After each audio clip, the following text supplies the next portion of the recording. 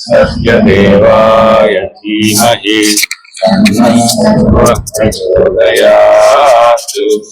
ओम तत्पुरुषाय विद्महे महादेवाय धीमहि तन्नो रुद्रः प्रचोदयात्। ओम आय विद्महे ज्ञानबोधामृताय धीमहि तन्नो श्री विद्यासागर प्रचोदयात्। ओम स्वात्मानंदाय विद्महे अचल परिपूर्णानंदाय धीमहि तन्नो देशिकेन्द्र प्रचोदयात्।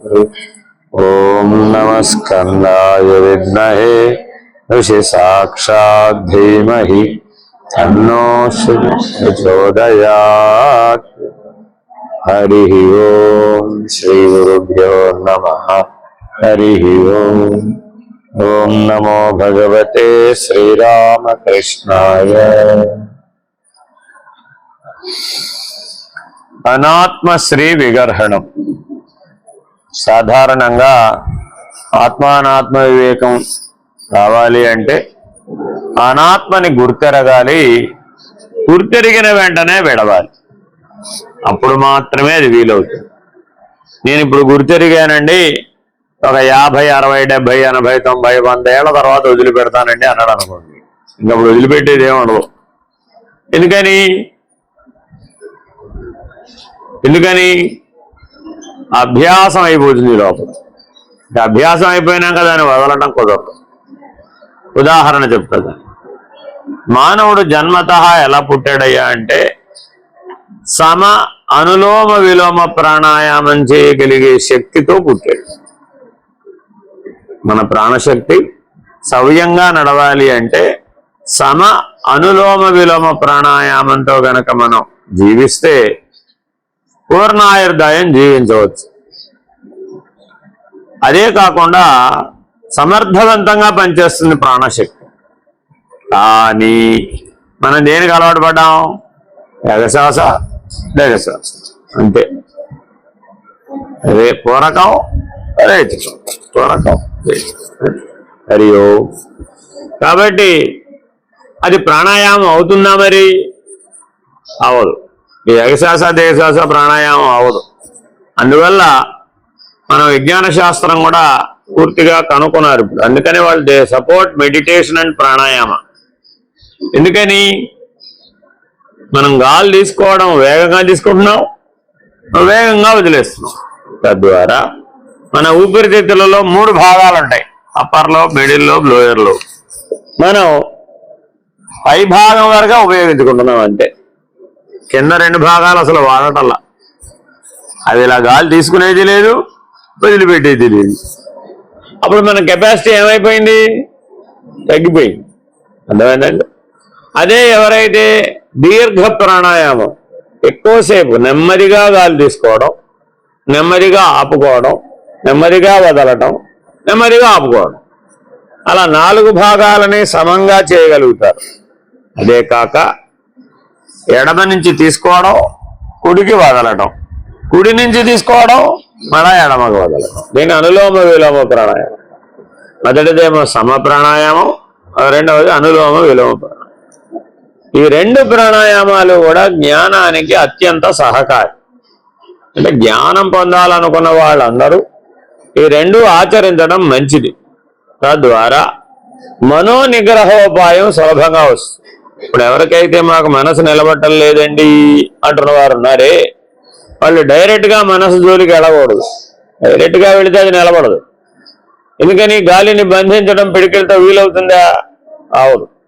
కానీ ఈ సమ అనులోమ విలోమ ప్రాణాయామం గనక మీరు అభ్యాసం చేసినట్లయితే మీరు మనసుని నిగ్రహించవచ్చు, మీ స్వాధీనం చేసుకోవచ్చు. ఎంతవరకు వీలైతే అంతవరకు చేయండి. మీరు అర్జెంట్గా యోగీశ్వరేశ్వరులు అయిపోవాల్సినంత అవసరం లేదు. మీకు కావాల్సినంత మేరకు అయితే చాలు. మీకు కావాల్సిన మనోనిగ్రహోపాయం వరకు ఉంటే చాలు. కాబట్టి అనాత్మని విడవాలి అంటే మనసును నిగ్రహించిన వాళ్ళకే వీలవుతుంది. మనోనిగ్రహం చేత కాని వాళ్ళు అనాత్మని గుర్తించడంలో విఫలమవుతారు, దాన్ని వదలడంలో కూడా విఫలమవుతారు. ఆ అనాత్మని విడవకపోతే మీరు ఆత్మభావంలో స్థిరంగా ఉండలేరు. విన్నప్పుడల్లా అంతా బాగానే ఉంటుంది, చేయబోతే మాత్రం రాదు. ఇది జ్ఞాన మార్గంలో ఉన్నటువంటి అతిపెద్ద సమస్య. ఈ సమస్యకు పరిష్కారంగా శంకర భగవత్పాదులు ఎక్కడెక్కడ మనం అనాత్మని గుర్తించవచ్చు, ఆ గుర్తించిన దాన్ని వెంటనే ఎలా విడువవచ్చు అనేటటువంటి మౌలికమైనటువంటి శ్రద్ధ వహించవలసినటువంటి అంశాలని ఈ అనాత్మశ్రీ విగర్హణంలో మనకి తెలియజేశారు. అద్వైత స్తోత్రాలలో ఇది కూడా ఒక విలువైనటువంటి స్తోత్రం. సరే, ఒక్కొక్కటి పరిశీలిద్దాం. లబ్ధా విద్యా రాజమాన్యా తతర్కిం. ఈ తతర్కిం అన్నటువంటి మకుటం ఇది ఇంకో స్తోత్రంలో కూడా కనబడుతుంది. అదేమిటండి? తతర్కిం తతర్కిం తతర్కిం అని అడుగుతారనమాట. గురుపాదములయందు నువ్వు దృష్టి నిలపకపోతే ఎన్ని ఉంటే మాత్రం ఏమిటి ప్రయోజనం? ఉపయోగం లేదు అని ఆ స్తోత్రంలో చెప్తారు. ఇక్కడేం చెప్తున్నారంటే అనాత్మని ఎలా గుర్తుపట్టాలి? అసలు అంతా కలగాపలకంగా కలిసిపోయింది. మన జీవితంలో ఎలా ఉందయ్యా అంటే ఏది ఆత్మో ఏది అనాత్మో సూటిగా పట్టుకుందామయ్యా అంటే అలా సూటిగా దొరికేట్లేదట. విచారణ చేస్తేనే అది దొరుకుతుంది. ఆత్మ అనాత్మ విచారణ చేస్తేనే దొరుకుతుంది. ఎక్కడ చెయ్యాలి, ఎప్పుడు చెయ్యాలి అంటే ఇన్ జనరల్ గా అందరూ ఏమంటారు, ఎప్పుడూ చేయాలని అంటారు. అది అప్పటికి చేయడు వాడు. ఎప్పుడూ చెయ్యాలన్నవి మీరు చెయ్యరండి, వాయిదా వేసేస్తూ ఉంటారు. ఇప్పుడు కాదులే అంటాడు. మన మనసు ఒక గొప్ప లక్షణం ఉందండి. ఎప్పుడు ఏదైనా చేయాలన్నాడు అనుకోండి, ఇప్పుడు నువ్వు బిజీగా ఉన్నావురా బాబు, ఇప్పుడు అయ్యే పని కాదులే, వదిలేసేయి, తర్వాత చూద్దాం అంట. కాబట్టి ఏదైనా ప్రత్యేక ధర్మంతో కొద్దిసేపు చేసే అంశాలనే మనసు పట్టుకుంటుంది. ఇది జీవితకాలం చేయాలన్నారు అనుకోండి, అయితే మన వల్ల కాదు, వదిలేడు, లోపల నుంచి వెంటనే సిగ్నల్ ఇస్తుంది. అర్థమైందండి? కానీ అలా చెప్పడం కూడా సరైనది కూడా కాదు. అందుకని కొన్ని అంశాలను ఎత్తి చూపిస్తున్నారు మన జీవితంలో. ఆయా సందర్భాలు వచ్చినప్పుడు తప్పక చేయాలి. ఎప్పుడూ చేయాలన్నది సార్వజనీనమైనటువంటి సిద్ధాంతం. కానీ కొన్ని సందర్భాలలో మటుకు తప్పక చేయాలి. తప్పక చేయాలంటే దాన్ని విడవకూడదండి, విధిగా ఆచరించవలసిందే. ఎలాగలా పక్కకు పెడదాంలే అంటే ఆ సందర్భాలలో కుదరదు. ఆ సందర్భాలలో గనక విచారణ చేసి అనాత్మని విడవకపోతే తప్పక నీలో అజ్ఞానం, అవిద్య, అహంకారం మిగిలిపోతాయి. అందుకని ఈ సందర్భాలని బాగా గుర్తుపెట్టుకోవాలి. లబ్ధా విద్యా రాజమాన్యా తతర్కిం ప్రాప్త సంప్రాప్త భవాఢ్యా తతర్కిం భుక్తా నారీ సుందరాంగీ తతర్కిం ఏన స్వాత్మానైవ సాక్షాత్కృతో భూత్. మకుటాన్ని పరిశీలిస్తే ఎవరిచే స్వాత్మ సాక్షాత్కారం పొందబడలేదు అట్టివారు అంటే ఎవరండి? మనమే.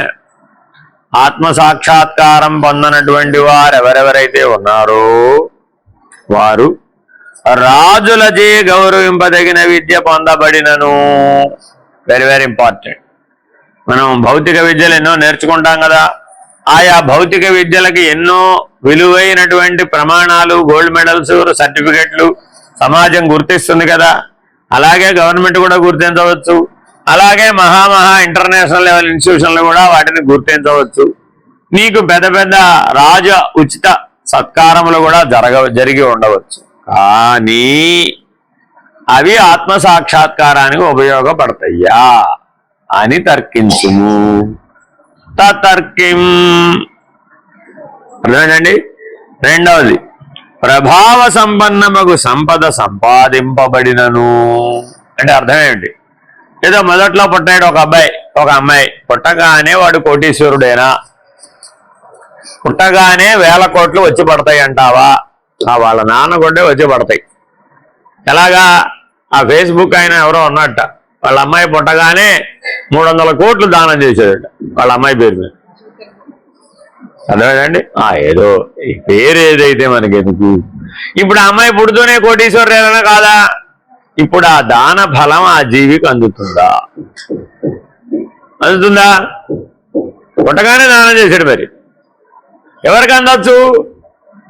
అది కష్టపడి సంపాదించినటువంటి వాడికి ఒకవేళ నేను దానం చేశాననేటటువంటి ఆ కర్మ చేసినందుకు కర్తగా ఆయన ఉంటే అప్పుడు ఆయనకి ఏమన్నా అది సత్పాత్ర దానం అయితే ఆ కర్మఫలం అందవచ్చు, పుణ్యం లభించవచ్చు. కానీ ఈ జీవి పేరు మీద చేసినంత మాత్రాన ఈ జీవికి ఆ పుణ్యఫలం లభించే సద్గతి ప్రాప్తిస్తుందా? భూరి విరాళ దానాలు చేసేటటువంటి వారందరూ కూడా సద్గతిని పొందుతారా? ఆత్మ సాక్షాత్కార జ్ఞానం లేకుండా. Very very important. మొదటిది విద్య, రెండవది ధనం. సరే, సుందరాంగి అనుభవం ఉన్నను ఏమి ప్రయోజనం? ఎవరి సుందరాంగి? ఎవరండి? ప్రకృతి. ఈ సుందరాంగి ఎవరండి? ప్రకృతి. ప్రతి వాళ్ళు ఏ ప్రకృతిని వెతుకుతున్నారట? అందమైన ప్రకృతి యొక్క అనుభవాన్ని పొందడానికి ప్రయత్నం చేస్తున్నారు. అది ఏదైనా కావచ్చు. శబ్దస్పర్శ రూపరసగంధాలలో ఏదైనా సరే అందంగా ఉండాలా వద్దా? మీరు హోటల్ మేనేజ్మెంట్ కోర్సుకి వెళ్ళారనుకోండి, మీరు వండిన వాటిని అందంగా టేబుల్ మీద ప్రజెంట్ చేయడం ఎట్టాగో నేర్పిస్తారు. కూర అడ్డం వేయకూడదండి, ఇగో ఇలాగే పేర్చాలంట. ఇది గోలపాడు, కానీ పేర్చడానికే గంటన్నర పడుతుంది. ఈ లోపల ఆ కూర కాస్త చల్లారిపోతుంది. కానీ వాడికి అది అవసరం. మీరు చూడండి, మీరు ఇంట్లో వడ్డించినట్టుగా హోటల్లో వడ్డిస్తారా? ఓ ప్రొఫెషనల్ లాగా చేస్తాడు అన్నట్టు, అవునా కాదా? అది అప్పుడు మీకు ఎలా తోచింది? రాజోచిత సత్కారం. నాకు చూసే సర్వింగ్ చేసాడు. కాబట్టి ఈ మూడు సందర్భాలలో మనలో ఏమైపోయిందట? అనాత్మ. అది ఆత్మ సాక్షాత్కారానికి ఈ మూడు ఉపయోగాలు. అర్థమైందండి? కాబట్టి మీ జీవితంలో ఈ సందర్భాలు ఎప్పుడెప్పుడైతే వస్తాయో, ఎప్పుడెప్పుడైతే నీ విద్య గాని, నీ సంపద గాని, లేదా ప్రకృతి ఎడల ఆసక్తత గాని నీకు కలిగినట్లయితే వెంటనే నీకేం గుర్తు రావాలండి? ఇది ఆత్మ సాక్షాత్కారానికి ఉపయోగపడుతుందా అని ప్రశ్న వేసుకోమంటున్నాడు. తతర్కిం. బాగా తర్కించవయ్యా. ఏమైనా తర్కించాలన్నా దాని ముందు ఒక ప్రశ్న పెట్టు. ఇది ఆత్మ సాక్షాత్కారానికి ఉపయోగపడుతుందా? ఉపయోగపడుతుందని నీ మనసు చెప్తు. అది చాలా తెలివే. అర్థమైందండి? ఉపయోగపడదని నిరూపించాలి కానీ తప్ప అది ఉపయోగపడుతుందనే చెప్తు. ఎందుకని? ఆ ఈశ్వర సృష్టి కదా నువ్వు చేసింది. ఏమైనా చేసావా? ఈశ్వర అనుగ్రహం విద్య లభించింది, ఏదో ఈశ్వర అనుగ్రహం సంపద లభించింది, ఏదో ఈశ్వర అనుగ్రహం అందంగా పుట్టావు, అంతే కదా? మరి అనుభవించడంలో తప్పే ఉంది అంటున్నాడు అది వెంటనే. అందుకని తర్కిం, తర్కిం అనొచ్చు కదా. తర్కిం అని ఎందుకన్నారు? బాగుగా తర్కించు. ఎందుకనిట? అలా బాగుగా లేకపోతే అది ఆత్మ సాక్షాత్కారానికి అడ్డంకి అవుతాయి. మీకు ఎవరికైనా సరే ఆత్మజ్ఞానం లభించలేదు, నేను ఇంకా ఆత్మానుభూతి పొందలేదు అని అనుకుంటున్నారు అనుకోండి, ఆ పొందకపోవడానికి ఈ కారణాలలో వెతుక్కోవాలన్నమాట. ఏ కారణం మీ జీవితంలో ఉందో. ఆత్మ సాక్షాత్కారము లభించని వానికి అనాత్మ సంపత్తులు ఎంతటి భోగమునందించినను వ్యర్థములేనని భావం. 100 ఏళ్ళు కాదు, 1000 ఏళ్ళు, 10,000 ఏళ్ళు, కల్పాంతం వరకు వీటిని అనుభవించినప్పటికీ కూడా ఆ అనుభవం ఆత్మ సాక్షాత్కార జ్ఞానానికి ఉపయుక్తం కాదు. కేయూరాద్వైర్భూషతో వా తతర్కిం కౌశేయాద్యైరావృతో వా తతర్కిం తృప్తో ముష్టాన్నాదినా వా తతర్కిం ఏన స్వాత్మానైవ సాక్షాత్కృతో భూత్. అన్నిటికీ మొక్కడం ఒకటేనండి. ఎవరిచే స్వాత్మ సాక్షాత్కారం పొందబడలేదో అటివారు భుజకీర్తులు మొదలగు ఆభరణములతో స్వదేహము అలంకరింపబడినను. ఏదో గత జన్మలో పుణ్యం చేశావు, ఈ జన్మలో 7 వారాల నగలు పెట్టుకోగలిగే అవకాశం వచ్చింది. మీ అత్తగారి దగ్గర నుంచి కోడలు గారికి వారసత్వంగా 7 వారాల నగలు వచ్చేసినాయి. మరి ఇప్పుడు ఇవిడికి ఏమనిపిస్తుంది? నావేనే అనిపిస్తాయా, వాళ్ళ అత్తగారు అనిపిస్తుందా? వీళ్ళ అత్తగారు ఎప్పుడు పోతుందో అవి ఎప్పుడు నాకు అవుతాయో, ఆవిడెప్పుడు పోతుందో అవి ఎప్పుడు అవుతాయో అని ఎదురు చూస్తూ ఉంటుంది. అది తమో గుణం. ఎందుకు గుణధర్మం చెప్తున్నానంటే ఈ అనాత్మ గుణధర్మంతో ముడిపడి ఉంటుంది. ఆ భుజకీర్తులు పెట్టుకునేటప్పుడు తాను సంపాదించింది అయినా కూడా తమో గుణంతో వ్యవహరించవచ్చు, లేదా వారసత్వంగా వచ్చిన వాటి ఎందైనా ఆ తమో గుణంతో వ్యవహరించవచ్చు. రెండవది అవి పెట్టుకుంటాడు. పెట్టుకున్నాక ఒక్కసారి దుర్యోధనుడు ఆవహిస్తాడు అనమాట. బంగారంతో పాటు ఎవరు ఆవహిస్తారు మళ్ళీ? దుర్యోధనుడు. ఆ పరీక్షన్ మహారాజు పెట్టుకోక ఆ రాజు ఆ దుర్యోధన మహారాజు గారి కిరీటం పెట్టుకుని వెళ్ళాడు. ఉచితానుచిత వివేకం కోల్పోయాడు. అర్థమైందండి? అందుకని బంగారం ధరించే ముందు ఒళ్ళు దగ్గర పెట్టుకోవాలట. దాని వెనకాల దుర్యోధనుడు కూడా వచ్చేస్తాడు. అందుకని ఎప్పుడైతే నువ్వు భుజకీర్తులు కిరీటాలు 7 వారాల నగలన్నీ పెట్టేసుకున్నావండి, ఒక్కసారి అద్దంలో చూసుకోగానే నన్ను మించిన వాడెవడు లేడు అనుకో, అయిపోయింది. కాబట్టి ఏదైనా ఆభరణాలు గనక మీరు కొనుక్కునేటప్పుడు కానీ ధరించేటప్పుడు కానీ ఇది ఆత్మ సాక్షాత్కారానికి పనికొస్తుందా అని ప్రశ్న వేసుకోవాలట. పట్టు పీతాంబరములు ధరింపబడినను.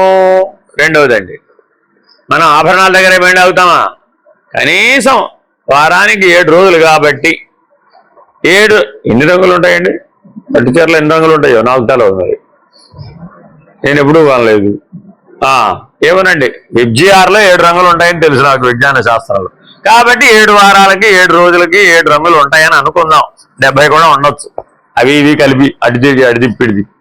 సరే, ఎన్ని ఓ బీరువా నిండా పట్టు చీరలే కొనుక్కుందండి ఆవిడ, లేదు ఒక ఆయన పట్టుబట్టలే కొనుక్కున్నాడండి. ఎందుకంటే వేద పారంగతులు కూడా పట్టుబట్టలే ధరిస్తారండి, మడి కట్టుకునే వాళ్ళు కూడా పట్టుబట్టలే కట్టేస్తారండి. ఎందుకంటే ఆ పట్టు అంత విపరీతంగా ఆకర్షిస్తుందండి. పట్టుకుంటే పట్టు వదలదట. పట్టు చీర గురించి మీకు చెప్పేది ఏమిటంటే పట్టుకుంటే పట్టు వదలదట, అది ఎప్పటికి అలా పట్టుకుంటుందట. అందుకని సాధ్యమైనంత వరకు పట్టు పీతాంబరముల జోలికి వెళ్లకుండా ఉండాలట. ఎందుకని? అది ఆత్మ సాక్షాత్కారానికి ఉపయోగపడదు కాబట్టి. మీ విష్ణుమూర్తి గారు మీ అమ్మవారు మాత్రం పట్టు పీతాంబరాలు కట్టేయచ్చే, మీ ఈశ్వరుడు కట్టేయవచ్చు, కానీ మా జీవుడు కట్టుకుంటే తప్పొచ్చిందే, జీవేశ్వరులు ఒకటేనంటావుగా మరి అన్నాడట.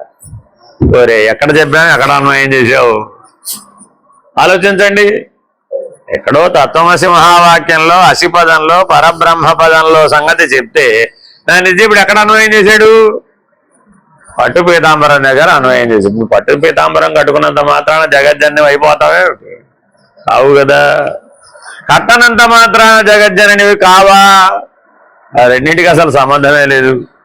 కాబట్టి అన్య పదార్థ ప్రాధాన్యము ఆత్మ సాక్షాత్కారానికి అడ్డంకి. మూడవదండి, మృష్టాన్నపానాదులచే తృప్తి పొందినను ఏమి ప్రయోజనము?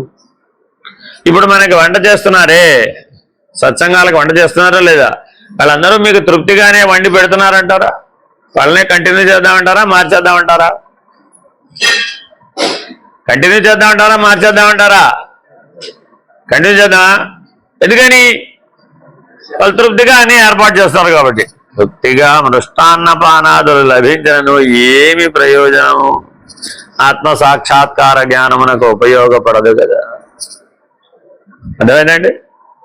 ఏనాడైనా సరే మనం భోజనం చేసేప్పుడు ఎప్పటి వరకు భోజనం చేస్తామట? సంతృప్తి, ఇక చాలనేంత వరకు భోజనం చేస్తావు కదా. వెంటనే ప్రశ్న వేసుకోవాలట, ఇక చాలనే వరకు నేను చేసిన ఈ భోజనం ఆత్మ సాక్షాత్కార జ్ఞానానికి ఉపయుక్తమేనా? ఈ తృప్తేనా? కాదు కదా. ఏం ప్రయోజనము? ఆత్మ సాక్షాత్కారము లభించని వానికి వీటి వలన అనాత్మ సంపత్తులు ఎంతటి భోగమును అందించినను వ్యర్థములేనని భావం. ఎన్ని భుజకీర్తులున్నా, ఎన్ని పట్టు పీతాంబరాలున్నా, ఎన్నిసార్లు విందు భోజనాలు చేసినా అది వ్యర్థములే. దృష్టా నానాచారు దేశాస్తతః కిం కుష్టాశ్చేష్టా బంధువర్గాస్తతర్కిం నష్టం దారిద్ర్యాది దుఃఖం తతర్కిం ఏన స్వాత్మానైవ సాక్షాత్కృతో భూత్. ఎవరిచే ఆత్మ సాక్షాత్కారం పొందబడలేదో అట్టి వారిచే సుందరములైన నానావిధ దేశములు చూడబడినను. అమెరికా వెళ్ళాలంటే ఎప్పుడు వెళ్ళాలి? ఫాల్ కలర్స్ చూడడానికి వెళ్ళాలి. ఆ దేశం అంతా కూడా ఫాల్ టైం అప్పుడు వెళితే ఆ 15 రోజులే ఉంటుందండి. అది ఓన్లీ 15 days, 2 weeks. ఆ చెట్లన్నీ వింత వింత ఆకులన్నీ వింత వింత రంగుల్లోకి మారిపోతాయి. చెట్లన్నీ వింత వింత రంగుల్లోకి మారిపోతాయి. మీరు కావాలంటే చూసుకోండి. ఆ గూగుల్ వాడు కూడా ఆ 15 రోజులు ఆ ఫాల్ కలర్స్ పెడుతూ ఉంటాడు. ఆ వీడియో చూస్తే ఒక్కసారైనా వెళ్ళి చూడాలి. 15 రోజుల తర్వాత వెళ్ళి చూస్తే ఒట్టి మూళ్ళే ఉంటాయి అంతే. ఆ ఆకులన్నీ రాలిపోతాయి, ఆ పూలన్నీ రాలిపోతాయి. అక్కడేవో మేపల్ ట్రీస్ ఏవో ఉంటాయండి. అది 3 నెలల లోపల శాంతం మూడైపోతుంది. శాంతం మళ్ళా 3 నెలల లోపల బాగా ఆకులు వచ్చేస్తాయి, బాగా పుష్పాలు వచ్చేస్తాయి, బాగా కాయలు వచ్చేస్తాయి, బాగా మేపల్ సిరప్ కూడా తయారైపోతుంది. తర్వాత మళ్ళీ అంతా గోవింది. ఆ సుందరం అది తాత్కాలికం కదా, శాశ్వతం కాదు కదా. ఇంకా ఏమిటి? ఇంకెవరో స్విట్జర్లాండ్ చూడాలి, డెన్మార్క్ చూడాలి, నార్వే చూడాలి, ఉత్తర ధ్రువం చూసి రావాలి, దక్షిణ ధ్రువం కూడా చూసి రావాలి ఏకంగా. అదేమిటండి? అమెరికా నుంచి ఒక హెలికాప్టర్ ప్రయాణం ఉందట. టికెట్ 10 లక్షలు. ఉత్తర ధ్రువానికి కరెక్ట్ గా point, centre point, north pole point ఉంటుంది కదా, ఆ north pole point 0 gravity point. అక్కడికి వెళ్తే మనం గాలిలో ఉంటాం. ఆ గాలిలో ఉండే సందర్భానికి ఒక 10 కిలోమీటర్ల దూరంలో దించుతాడు మన హెలికాప్టర్ 10 లక్షల టికెట్ తోటి. అక్కడికి వెళ్తారు. వెళ్ళి ఆ 10 కిలోమీటర్లు ఆ ఐసులో నడుచుకుంటూ వెళ్ళి 10 నిమిషాలు గాలిలో తేల్తాడు. మళ్ళీ వచ్చేయాలి 10 నిమిషాల్లో, లేకపోతే హెలికాప్టర్ వెళ్ళిపోతుంది. వీడు శాశ్వతంగా అక్కడే ఉండదు. మరి వెళ్ళేవాళ్ళు లేరా అంటే ఏం అనుభవం అండి. అక్కడికి వచ్చి ఆత్మసాక్షాత్కారానికి ఏమైనా ఉపయోగపడిందంటావా? ఇలా ఎన్ని వింతలు విడ్డూరాల విశేషాలను ఎన్ని దేశాలు తిరిగి ఎంత చూసినా వెంటనే ఏం ప్రశ్న అడగాలట? అది దృగ్విషయం కదా, దృశ్యం కదా, దృశ్యం నశ్యం కదా. అది ఆత్మసాక్షాత్కార జ్ఞానానికి ఏం ప్రయోజనం అని ప్రశ్నించుకోవాలి. ధనాది సంపత్ సమృద్ధి కలిగి తనకిష్టులకు బంధువర్గములను పొందినను. కొంతమంది జీవితం 3 పువ్వులు 6 కాయలుగా ఎప్పుడూ చుట్టూ బంధుగణం ఉంటుందండి. ఒక 30, 40, 50, 60, 70, 80, 90, 100 మందితో కలిసి జీవితం సాగుతూ ఉంటుంది. పిలిస్తే 10 మంది వచ్చేస్తారు. అంటే మీరు కార్డు వేయాలే కానీ, శుభలేఖ వేయాలే కానీ తక్కువనే 100 మంది వచ్చేస్తారు. పిలిస్తే 10 మంది పలుకుతారు. అలాగే జీవితం వెళ్ళిపోతుంది. వాళ్ళు తప్పు కాదు, అందులో ఏమి. మృష్టాన్న భోజనాలు మరి 10 మంది ఉంటే మరి అన్ని వండాలా వద్దు. ఇవిడు ఒక్కత అంటే ఏదో పత్రసి తినేస్తుంది. 10 మంది వస్తే ఏం చేస్తుంది? అన్ని వండాల్సిందే. మరి అప్పుడు మృష్టాన్న భోజనాదులకు ఏమైనా లోటు ఉంటుందా? లోటు ఉండదు. బంధుగణం ఎప్పుడైతే ఉంటుందో చిట్ చాట్ ఏమైనా తేడా, ఏమైనా లోటు ఉంటుందా? ఏమి లేదు. దానికంటే ఆ పేరు దానికేం అర్థం లేదండి. మీరు కావాలంటే డిక్షనరీలో చూసుకోండి. చిట్ చాట్కి ఏం అర్థం లేదండి. యూజ్లెస్ స్టాక్ అని రాసి ఉంటుంది. అక్కడ అర్థం ఏం రాసి ఉంటుంది అంటే చిట్ చాట్కి యూజ్లెస్ స్టాక్ అని రాసి ఉంటుంది. ఎప్పుడైతే ఈ బంధుగణం అంతా చుట్టూ చేరుతుందో ఏం చేస్తాడండి? అవాకులు చవాకులు, ప్రయోజనం ఏమీ లేదు. ఇలా ఏదైతే నీ జీవితం ఆనందంగా సాగిపోతుందని అనుకుంటున్నావు కదా, ఈ ఆనందం వలన ఆత్మ సాక్షాత్కారానికి ఏమైనా ప్రయోజనం ఉందంటావా? కానీ ప్రతి మానవుడు వీటన్నింటినీ అందుకోవడానికి, పొందడానికి ప్రయత్నపూర్వకంగా తన జీవితాన్ని ఖర్చు పెడుతున్నాడా లేదా? ఖర్చు పెడుతున్నాడు కదా. మరి కానీ జీవిత లక్ష్యమైనటువంటి ఆత్మ సాక్షాత్కార జ్ఞానం అందకుండా పోతుందని గ్రహించలేకపోతున్నాడు. ఇహ మూడవది, ఇది మనతో పాటే ఉంటుందండి. రోగ దారిద్ర్యాది దుఃఖములు పూర్తిగా నశించినను ఏమి ప్రయోజనము? అర్థమైందండి. ఒకసారి హాస్పిటల్కి వెళ్ళాడు, ఐసీయూలో జాయిన్ అయ్యాడు, ఇంకా పోయాడు అన్నాడు. చివరి నిమిషాల్లో వాడిని అలాగలా డాక్టర్ బతికించేసాడు. నువ్వు బతికి బయటపెట్టేసావు పో, మృత్యుంజయుడు అయిపోయావు పో, ఇంక నీకే అనారోగ్యం రాదు, ఇక ఏం లేదు, ప్రాబ్లం ఏం లేదు, పో ఇంటికి అన్నాడు. సంతోషంగా ఇంటికి వచ్చాడు. ఆ అనారోగ్యం కానీ ఈ ఆరోగ్యం కానీ ఆత్మసాక్షాత్కారానికి ఏమైనా ప్రయోజనం ఉందంటావా? దానివల్ల ప్రయోజనం లేదు, దీనివల్ల ప్రయోజనం లేదు. ఆ అనారోగ్యం వల్ల ఆత్మసాక్షాత్కారం రాదు. ఏ రోగము లేకుండా ఉండే ఆరోగ్యం వల్ల కూడా ఆత్మసాక్షాత్కారానికి ఏ ప్రయోజనం లేదు. ఎందువలన? ఇవన్నీ అనాత్మ సంపత్తులు. ఆత్మ సాక్షాత్కారము లభించని వానికి అనాత్మ సంపత్తులు ఎంతటి భోగమును అందించినను వ్యర్థములేనని భావం. సరే, 4వది స్నాతస్తీర్థే జహ్నుజాదౌ తతర్కిం దానం దత్తం ద్యష్ట సంఖ్యం తతర్కిం జత్వా మంత్రా కోటిశో తతర్కిం ఏన స్వాత్మానైవ సాక్షాత్కృతో భూత్. ఎవరిచే స్వాత్మ సాక్షాత్కారం పొందబడలేదు వారు గంగాది పుణ్యతీర్థముల స్నానాదులు ఆచరించినను. వెళ్ళామా లేదా మనం కూడా? కుంభమేళ వెళ్ళి పడవ బోల్తా వేసుకుని మరీ వచ్చాం. 6 మంతా పాటు ముంచాం లోపల శాంతం. ఎంత లోతుందో తెలుసు అక్కడ మునిగిన దగ్గర 3 తాడి చెట్లు అంత ఉంది. ఎవరికి ఏం కాలేదు, అందరూ బయటకు వచ్చేసారు. మళ్ళా ఇంతకీ ఆ తర్వాత ఏమైనా మానేశారంటే మళ్ళా వెళ్ళి 36 మూటలు వేశారు ప్రతి వాళ్ళు కూడా. సరే, ఇంత కుంభమేళలో మునిగి వచ్చాం కదా, ఏమైనా ఆత్మసాక్షాత్కారం వచ్చిందంటావా, రాలేదంటావా? ప్రాణాల మీదకి తెగించి మరీ వెళుతురే అని అడిగారట. ఇంటికి రాగా వచ్చినట్ట రానట్ట. గంగాది తీర్థములలో మునిగి తేలినను ఆత్మ సాక్షాత్కారం లభ్యం కాకపోతే దాని వలన ఏమి ప్రయోజనము? సరే, తర్వాత ఏమిటి? షోడశ మహాదానములు ఉత్తమ బ్రాహ్మణులకు ఇచ్చినను. జీవితంలో ఎన్నో సందర్భాలలో మనం దానం ఇస్తామా లేదా?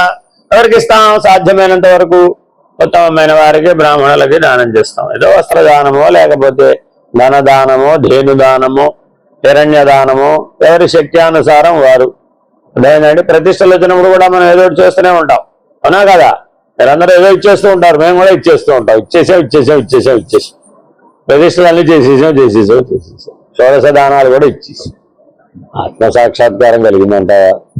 అది ఏమైనా ఆత్మసాక్షాత్కారానికి ఉపయోగపడిందంటావా అని ప్రశ్నించుకోవాలట. అది గనక ఉపయుక్తం కాకపోతే అది కూడా అనాత్మే. కోట్ల మంత్ర జపమును ఆచరించినను అతనికి ఏమి ప్రయోజనం? పొద్దున ఎవరో చెప్తున్నారు, ఏమండి మీరు నన్ను లక్ష జపం చేయమన్నారు, ఇప్పటికి 5 లక్షలు అయింది, ఇంకో 2 లక్షలు చేశాను, ఇంకా ఎన్ని లక్షలు చేయాలో లెక్కలు వేసుకున్నాను. ఎన్ని లక్షలను జపం చేసినప్పటికీ ఏం పొందాలి? జపయజ్ఞం చెయ్యాలా వద్దా? చేశావు సరే, ఆత్మ సాక్షాత్కార జ్ఞానం కలగకపోతే ఈ జపయజ్ఞం వల్ల ఏమిటి ప్రయోజనం? Very important. కాబట్టి మీరు ఏ సాధన చేసినా, ఏ అనుభవం పొందినా, ఏ వ్యవహారం చేసినా, నిత్య జీవన వ్యవహారం ఏదైనప్పటికీ కూడా ఆత్మ సాక్షాత్కార జ్ఞానం లభించకపోతే అది వృధా. ఆత్మ సాక్షాత్కారం లభించని వానికి అనాత్మ సంపత్తులు ఎంతటి భోగమునందించినను వ్యర్థములేనని భావం. గోత్రం సమ్యగ్భూషితం వా తతర్కిం గాత్రం భస్మాచ్ఛాదితం వా తతర్కిం రుద్రాక్షాది సంధృతో వా తతర్కిం ఏన స్వాత్మానైవ సాక్షాత్కృతో భూత్. ఎవరిచే ఆత్మ సాక్షాత్కారం పొందబడలేదో వారు తమ గుణ విద్యా వృత్తాదుల చేత వంశమునకు వన్నె చేకూర్చినను వారి వలన వారి వంశానికే గొప్ప పేరు వచ్చిందట. అలాంటి వాళ్ళు ఉండరా? ఉంటారండి, చాలా మంది ఉంటారు. ఇప్పుడు అబ్దుల్ కలాం గారి గురించి భారతదేశం అంతా చెప్పుకున్నారా లేదా? వారి వంశస్థులు గొప్పగా చెప్పుకుంటారా లేదా? అలాగా సామాజికంగా ఎంతో సేవ చేసి పేరు పొందిన వాళ్ళు ఎంతమంది ఉండరా? వారి వంశాలందరూ వారి చేత కీర్తించబడతారా లేదా? గుర్తించబడతారా లేదా? కానీ ఆ గుర్తింపు అనేది ఉందే, సామాజికమైన గుర్తింపు, ఆ గుర్తింపు ఆత్మసాక్షాత్కార జ్ఞానానికి ఏమైనా ప్రయోజనశీలమేనా? అది లేకపోతే మా తాతగారి గురించి నీకు తెలుసా ఎంత గొప్పవాడు? మా ఊళ్ళో ఆయన శిలాఫలకం కూడా పెట్టారు. శిలాఫలకమే కాదు, శిల్పం విగ్రహం కూడా పెట్టారు. ఆయన జయంతికి పాలాభిషేకం కూడా చేస్తారు, దండలు కూడా వేస్తారు. మేమందరం ఆయన వంశమే. ఇలా చెప్పుకునే వాళ్ళు లేరా? 7 మంది ఉన్నారండి. రాజకీయాల్లో ఉండే వాళ్ళందరూ ఎవరు? వీళ్ళే. అంతేనా కదా? మేము ఫలానా వారి వారసులం అని చెప్పుకునేవారే. మీరు ఎవరి వారసులైనప్పటికీ, ఆ వంశం ఎవరిదైనప్పటికీ మీకు ఆత్మసాక్షాత్కార జ్ఞానం లేకపోయినట్లయితే ఆ కీర్తి వల్ల ఏమి ప్రయోజనం? కాబట్టి మానవుడు కీర్తి కండుతూ ఉంటుందా ఉండదా? కీర్తించబడాలి అనే అపేక్ష ఉంటుందండి. అది కలిగినప్పుడల్లా నువ్వు ఈ ప్రశ్న వేసుకోవాలి. అర్థమైందండి? నిన్ను కనీసం మీ వీధిలోనైనా గుర్తిస్తారంటావా? మీ పక్కింటి వాడైనా నిన్ను ఏమన్నా ఎప్పుడన్నా గుర్తించాలంటావా? గుర్తించాలంటే కీర్తి ఉండాలండి బాబు. కీర్తి లేకపోతే ఎవరు గుర్తించరు. ఇదేనా కాదా? నమస్కారం పెట్టాలంటే ఆ కీర్తి ఉంటేనే, యశస్సు ఉంటేనే. ఆ యశస్సు విభూతిగా, అది కూడా ఈశ్వర విభూతే. కానీ దాని వలన నీకు ఆత్మసాక్షాత్కార జ్ఞానం లభించదు కదా అని నీవు ప్రశ్నించుకోవాలి. సరే, తర్వాతది శరీరమున పావనమకు భస్మము పూసుకొనినను రుద్రాక్షాది పవిత్ర వస్తువులు ధరించినను ఏమి ప్రయోజనము? మనము అనేక సంప్రదాయాల్లో చూస్తాం. మనం రుద్రాక్షలు ధారణ చేశాం కదా. మీరు వేసుకున్నారు, జపం చేశారు, మీరు వేసుకున్నారు, ఈశ్వరుడికి వేశారు, మళ్ళా నాకేశారు, మళ్ళా తీసేదిగో అక్కడ పెట్టారు. ఈ వేసుకుని పెట్టి వేసి తీసి, రుద్రాక్షలు వేసి తీసి, రోజు పాలభాగం కనబడకుండా బాగా విభూతి పెట్టేసి, శరీరం అంతా విభూతి పెట్టేసి, అలాగా కేవలం భస్మధారణే శారీరక వస్త్రంగా కలిగి దిగంబరంగా జీవించేటటువంటి సాంప్రదాయాలు కూడా ఉన్నాయి. ఇలా ఎన్ని చేసినప్పటికీ ఆత్మసాక్షాత్కార జ్ఞానం గనక లేకపోయినట్లయితే, మీరు ఎప్పుడైనా వీలుంటే మణికర్ణికా ఘాట్లో చితాభస్మం హోలీ ఆడతారు. హోలీ పౌర్ణమికి మణికర్ణికా ఘాట్ వెళ్ళాలండి. వెళితే అక్కడ కొంతమంది కేవలం ఇదే సాంప్రదాయంగా ఉన్నటువంటి వాళ్ళు వస్తారు. అక్కడ కాపాలికులు అంటారు వాళ్ళని. ఆ కాపాలిక సాంప్రదాయం వాళ్ళు దిగంబరులు. వాళ్ళు కపాలమాల ధరించి ఉంటారు, ఈశ్వరుని వల్లనే జటాజూటం ధరించి ఉంటారు, త్రిశూలం ధరించి ఉంటారు, వడలెల్లా రుద్రాక్షలు ధరించి ఉంటారు, వడలెల్లా భస్మం పూసుకుని ఉంటారు. వేడి వేడి చితాభస్మంతో హోలీ ఆడతారు. అది చూసినప్పుడు మనకేమనిపిస్తుంది తెలుసా? ఏం జీవితం అండి ఇది! సాక్షాత్ ఈశ్వరుడు రుద్రస్వరూపం కళ్ళెదురకుండా కనబడిపోతుంది. కానీ ఆత్మసాక్షాత్కార జ్ఞానం లేకపోతే ఈ బహిర్ముఖ వ్యాపార వ్యవహారం అంతా కూడా ఏమి ప్రయోజనం? నెక్స్ట్, అన్నైర్విప్రాస్తర్పితావాత తర్కిం యజ్ఞైర్దేవాస్తర్పితావాత తర్కిం కీర్త్యా వ్యాప్తా సర్వలోకాస్తతర్కిం ఏన స్వాత్మానైవ సాక్షాత్కృతో భూత్.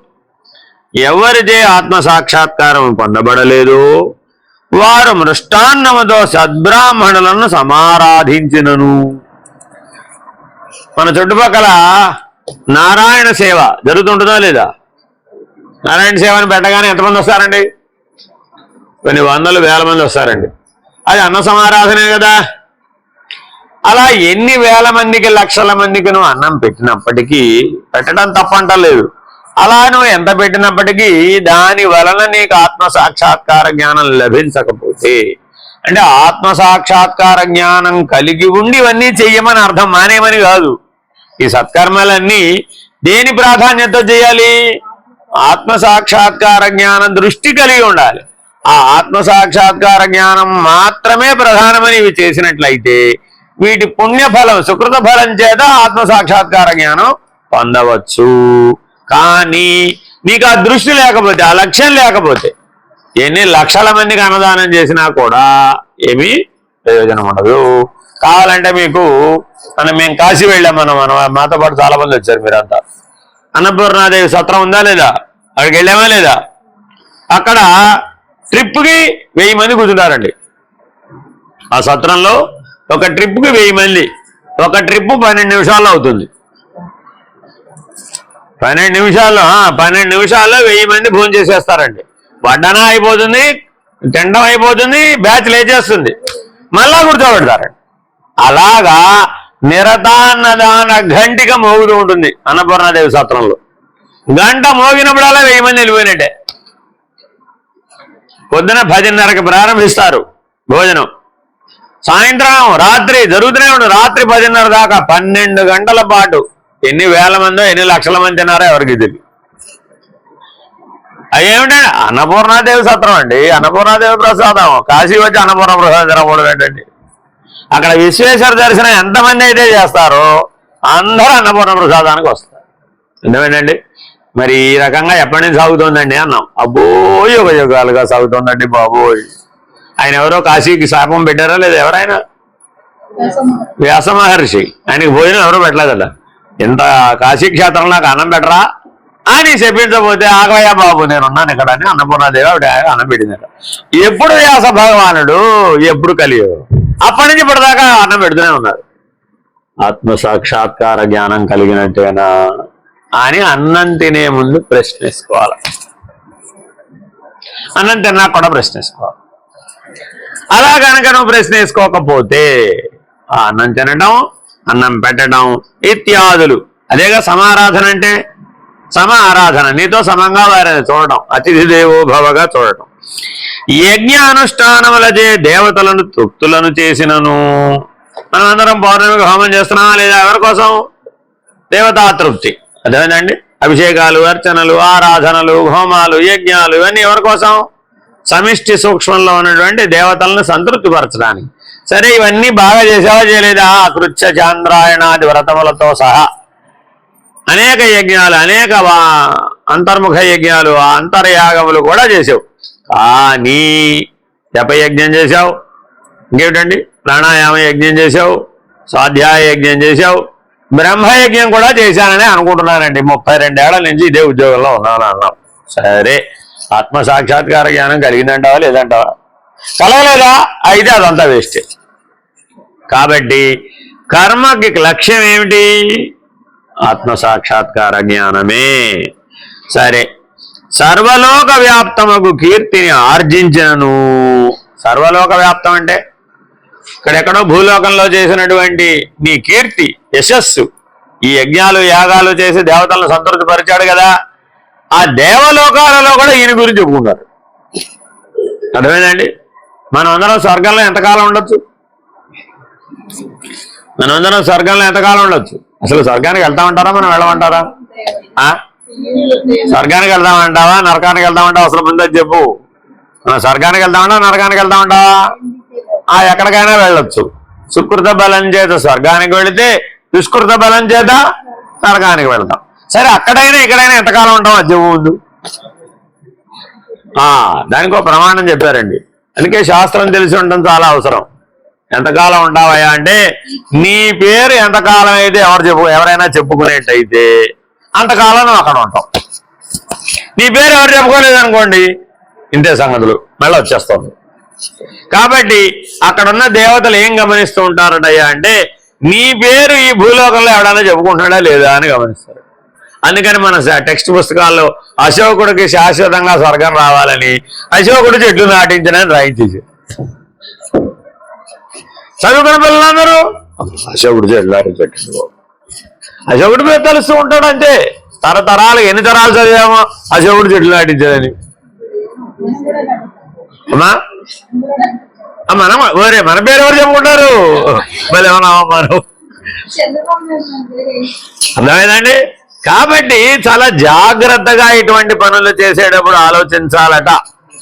ఎంతమంది ఎన్ని ఇటువంటి పనులు చేసినప్పటికీ, ఎన్ని లోకాలలో నీ గురించి చెప్పుకున్నప్పటికీ ఆత్మ సాక్షాత్కార జ్ఞానం లేకపోతే పునరపి జననం పునరపి మరణం సాధ్యం.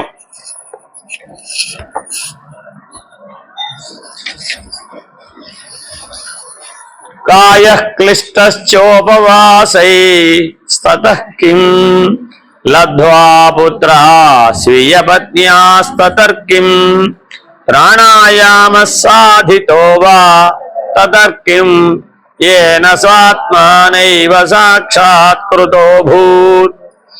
ఎవరిచే ఆత్మ సాక్షాత్కారము పొందబడలేదో వారు ఉపవాస వ్రతాలతో స్వశరీరమును శుష్కింపచేసినను. ఇలాంటి బ్యాచ్ ఒకటి ఉంటారండి, చాలా సాంప్రదాయాల్లో ఉంటుంది, ముఖ్యంగా జైన్ సాంప్రదాయంలో ఉంటుంది. వాళ్ళు నిర్జల ఏకాదశి పాటిస్తారు, మంచినీళ్ళు కూడా తాగరు. తెల్లారిందంటే సూర్యోదయం నుంచి మరలా రాత్రి అయిపోయి మర్నాడు సూర్యోదయం దాటేంత వరకు మంచినీళ్ళు కూడా తాగరు. అలా వాళ్ళు శరీరాన్ని శుష్కింపజేస్తారు. ఏమిటయ్యా ఇది అంటే, పుట్టలోనున్న పామును బయటికి తీయాలి అంటే పుట్ట మీద బాగా కొట్టాలి. కొడితే ఆ పాము భయపడిపోయి బయటకు వచ్చేస్తుంది. అలాగా ఈ పుట్టని బాగా కొట్టినట్టయితే, శుష్కింపజేసినట్లయితే పాపం పరిహరించబడుతుంది. ఉపవాసం వలన పాపం పరిహరించబడుతుంది. అది ప్రాయశ్చిత్తం ఒక రకంగా. అందువలన కొంతమంది చూడండి, సోమవారం ఈశ్వరుడు కోసం ఉపవాసం, మంగళవారం ఎవరో ఆంజనేయ స్వామి కోసం ఉపవాసం, బుధవారం అండి ఎవరో దానికోసం ఉపవాసం, గురువారం ఆ సాయిబాబా కోసం ఉపవాసం, శుక్రవారం అమ్మవారి కోసం ఉపవాసం, శనివారం ఆ వెంకటేశ్వర స్వామి కోసం, ఆదివారం ఇక తినేటప్పుడు 7 రోజులు 7 దేవుడి పేరు మీద ఉపవాసం. అర్థమైందండి? బాగా శుష్కించిపోయిన నీరసం వచ్చి ఐసీయూలో చేరితే సెలైన్ పెట్టారు. ఏమైందమ్మా అని డాక్టర్ గారు అడిగారు. Emergency ICU. మరి అడిగితే ఏమైంది చెప్పడానికి నోటో మాట వస్తేగా. ఇప్పుడు 7 రోజులు ఉపవాసం ఉండదని పక్కన మాట చెప్పారు. ఇంకే మరి 7 రోజులు హాయిగా ఐసీయూలో పడుకోమా, హాయిగా అన్నీ ఎక్కించుకో. మళ్ళీ ఓపిక వచ్చేదా? మరి మళ్ళీ ఉపవాసం ఉండాలంటే ఓపిక ఉండాలి కదా. అక్కడ సెలైన్ ఎక్కించుకోవడం, ఇక్కడ ఉపవాసం. ఏమైనా ప్రయోజనం ఉందంటారా? అబ్బా మా దేవుడు కోపం వస్తుంది బాబు. ఇలా ఎన్ని చెప్పినప్పటికీ ఆత్మసాక్షాత్కార జ్ఞానం గనక లేకపోతే ఈ వ్రతాలన్నీ వృధానే అయిపోతాయి. తర్వాత తన ధర్మపత్ని యందు సత్పుత్రుల పడసినను. మా అబ్బాయి నా మాట దవదాటండు తెలుసా మీకు అని తల్లి తండ్రి చెప్పుకుంటారట. సత్పుత్రులు అంటే ఎవరు? తల్లి తండ్రి చెప్పినట్టు వినేటటువంటి వాడు సత్పుత్రుడు. అర్థమైందండి? అలాంటి పుత్రులు కలగాలని అనుకుంటారా? వెనక్కూడనటువంటి ఏమంటారు దాన్ని? మీ మాట విననటువంటి పుత్రులు కనగాలని మీరు ఒప్పుకుంటారా?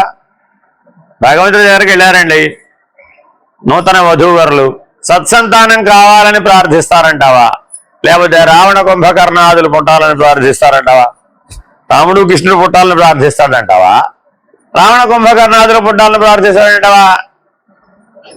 చెప్పిన మాట వినేవాడిని అది వద్దు ఇది వద్దు కానీ చెప్పిన మాట వినేవాడిని పంపించవయ్యా బాబోయ్ అంటాడట. సరే, ఒకవేళ చెప్పిన మాట వినే పుత్రులలో పుత్రికలో పుట్టినప్పటికీ, నీ ధర్మపతిని నీకు అనుకూలంగా ఉన్నప్పటికీ, లేదా మీ భర్త నీకు అనుకూలంగా ఉన్నప్పటికీ, నీ సంసారం, నీ కుటుంబం, నీ ప్రపంచం, నీ గోళ గట్ర అంతా నీకు అనుకూలంగానే ఉన్నప్పటికీ ఆత్మసాక్షాత్కార జ్ఞానం కలగకపోతే ఇదంతా వృధానే. దుర్లభమగు ప్రాణాయామమును సాధించినను ఏమి ప్రయోజనము? ఎందుకు దుర్లభం అని అంటున్నాడు? ఆ హిమాలయాలలో ప్రాణాయామ సిద్ధి కలిగినటువంటి వాళ్ళు సంవత్సరానికి ఒక శ్వాస తీసుకుంటారు అంతే, అంతకంటే వాళ్ళకి అవసరం లేదు. అలా కుంభక యోగంలో కూర్చుంటాడు. మీరు కావాలంటే కొన్ని వీడియోలు ఉంటాయండి. కేదార్నాథ్లో, బద్రీనాథ్లో, పైన గోముఖ్, గంగోత్రి, ఇలా మంచు ప్రాంతాలు ఉంటాయండి. వాళ్ళు రారు కిందకి, ఆ మంచులోనే కూరుకుపోతారు. వాళ్ళు అలా కూర్చుంటారు సమాధి నిష్టలో. ఆ మంచు జలదలా పడుతుంది, ఆ మంచులోకి వెళ్ళిపోతారు. 6 నెలలు బయటికి రారు, ఆ మంచులోనే కూరుకుపోయి ఉంటారు. మళ్ళా సూర్యరశ్మికి కరిగిపోతుంది, అప్పుడు మళ్ళా బయటకు కనబడు అంతే. మరి 6 నెలలు మంచులో మునిగిపోయినటువంటి ఈ బర్ఫానీ బాబాలందరూ ఏమైపోయినట్టు ఎలా గాలి పీలుస్తారు? అవసరం లేదు వాళ్ళకి. సంవత్సరానికి ఒకసారి గాలి పీలిస్తే వాళ్ళకి సరిపోతుంది. అలా వాయుస్తంభన విద్య, ప్రాణాయామాన్ని అంత స్థాయి వరకు పెంచారు వాళ్ళు. మీరు చేసే సమ ప్రాణాయామం దాంతో పోలిస్తే ఎంత అంటారు? మనం సమ ప్రాణాయామం చేయడానికే ఏనుగెక్కినంత గోళ మనకు వ్యవహారం. మరి ఇప్పుడు ఆ ప్రాణాయామ సిద్ధి పొంది వాయుస్తంభన విద్య ద్వారా సంవత్సరానికి ఒక్కసారి శ్వాస పీల్చేటటువంటి సిద్ధి పొందినను, అష్టసిద్ధులు పొందినను, ఇదే కాదు ఏదైనా సరే అష్టసిద్ధులు. అష్టసిద్ధులు అంటే ఏంటి?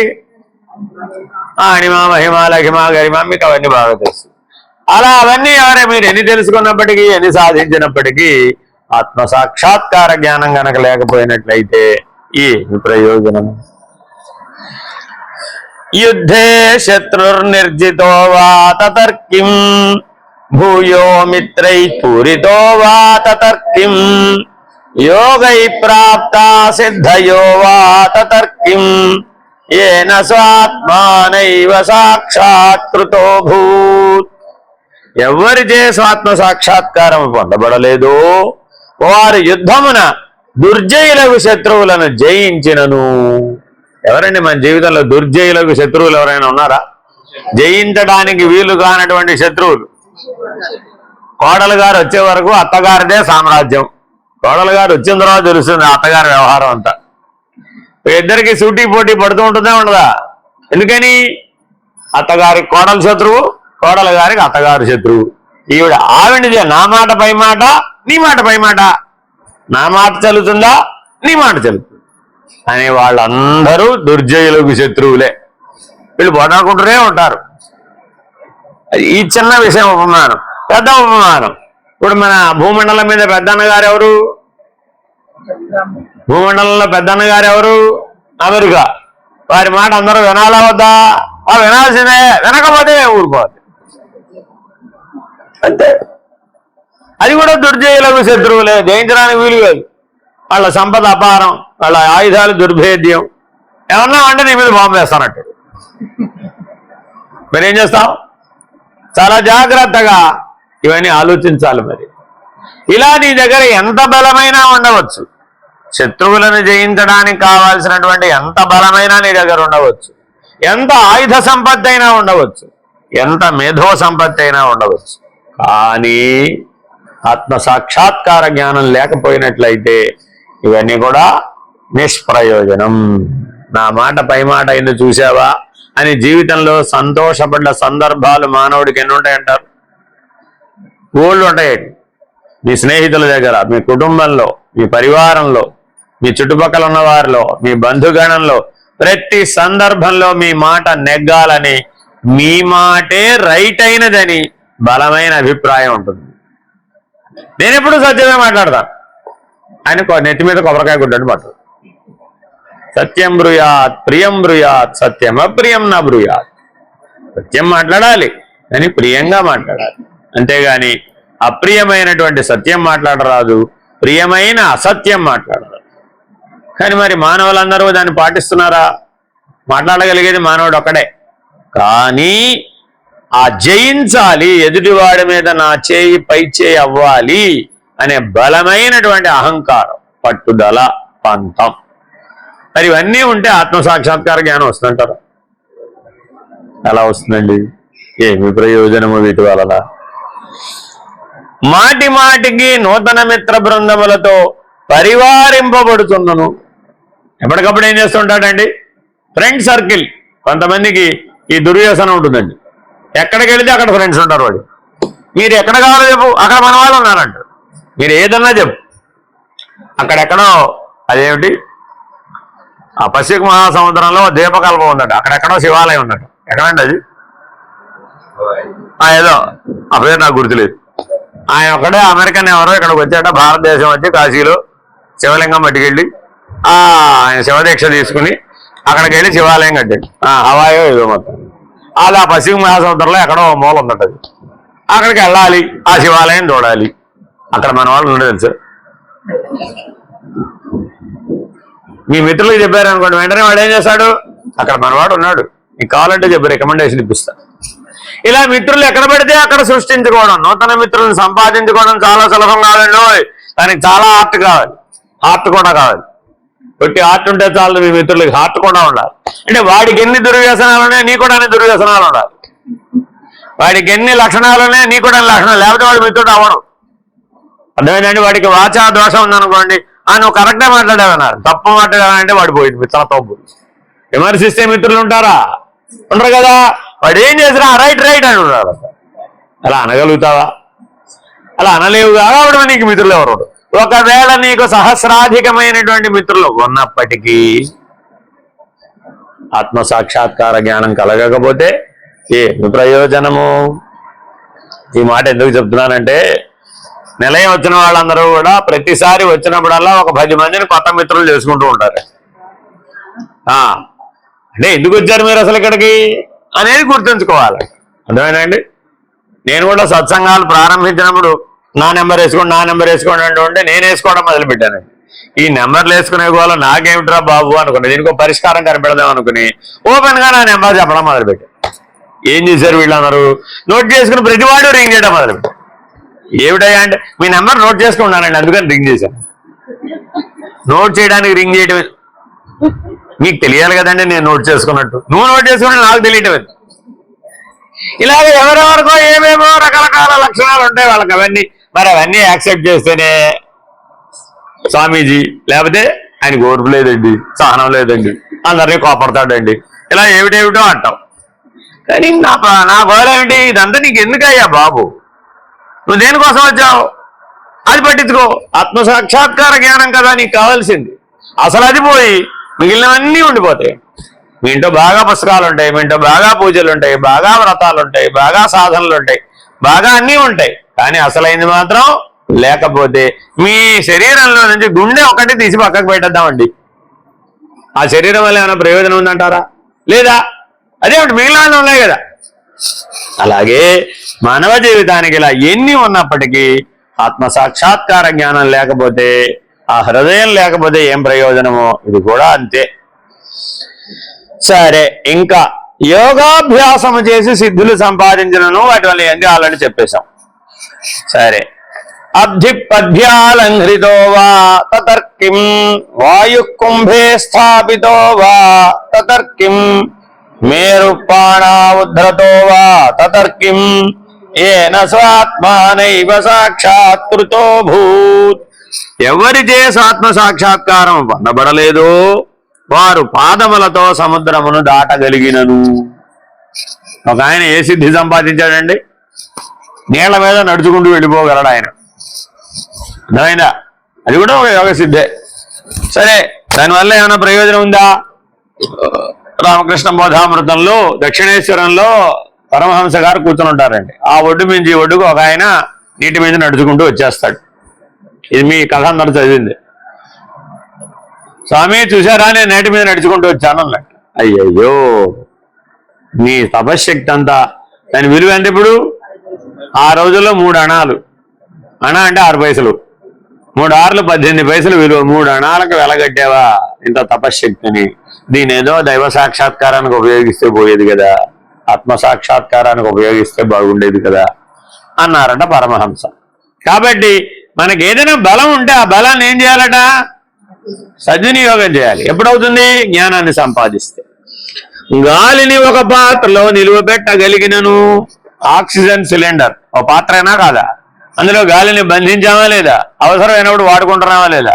నేను ఎంత తెలివైన వాడో తెలుసా? ఆక్సిజన్ ని సిలిండర్ లో బంధించి. అంతకుముందు ఇది లేదండి. ఒకప్పుడు మీకు ఆక్సిజన్ సిలిండర్ వ్యవస్థ లేనప్పుడు ఈ కృత్రిమంగా ఆక్సిజన్ పెట్టడానికి నానా తిప్పలు పడేవాళ్ళు. ఏం ప్రయోజనం ఉండేది? ఫెయిల్ అయిపోయేది. సిలిండర్ వ్యవస్థ వచ్చినాకే ఈజీ అయిపోయింది. ఇప్పుడు ఇంకా లేటెస్ట్ మోడల్స్ వచ్చేసింది. రన్నింగ్ ఆక్సిజన్ అనమాట. రన్నింగ్ ఆక్సిజన్ మోడల్ అంటే ఎప్పటికప్పుడు ల్యాబొరేటరీలో తయారైన ఆక్సిజన్ తయారవుతూ ఉంటుంది. రన్నింగ్ ఆక్సిజన్ సప్లై అవుతుంది. బయట అలా గాలిలో సప్లై అవుతుందో అలా మెడికల్ ఆక్సిజన్ సప్లై అవుతూ ఉంటుంది. అర్థమైందండి? రెగ్యులర్ గా మీకు ఆల్రెడీ ఆక్సిజన్ ఆడుతున్నా కూడా మీరు ఆక్సిజన్ సిలిండర్ పెట్టుకోవచ్చు ఇంట్లో కావాలంటే. అర్థమైందండి? రోజు రెగ్యులర్ గా గంటకు 5 లీటర్ల చొప్పున పెట్టుకున్నారనుకోండి, తొందరగా వెళ్ళిపోవచ్చు. ఆక్సిజనే కదా అనుకునేరు. ఆక్సిజన్ కనుక ఎక్కువైపోయింది అనుకోండి, కంబషన్ ఎక్కువైపోతుంది, ఆక్సిడైజేషన్ ఎక్కువైపోతుంది, కణాలు తొందరగా దగ్ధమైపోతాయి, మృత్యువు వెంటనే వచ్చేసి. కాబట్టి ఆక్సిజనే కదా అని తక్కువ చూడకూడదు దాన్ని. దాంతో చాలా జాగ్రత్త. నిప్పుతో చెలకాటం లాంటిది. అర్థమేనండి? ఇలా మనం ఎన్నెన్నో మెడికల్ గా ఎన్నో సాధించాం. ప్రతి రంగంలో కూడా మనం ఎంతో అడ్వాన్స్మెంట్ ని పొందాం. మానవుడు ఎంతో పరిశోధన చేశాడు, ఎంతో విజ్ఞానాన్ని సముపార్జించాడు. కానీ ఈ విజ్ఞానం అంతా కూడా ఆత్మ సాక్షాత్కార జ్ఞానం పొందకపోతే ఈ ప్రయోజనం.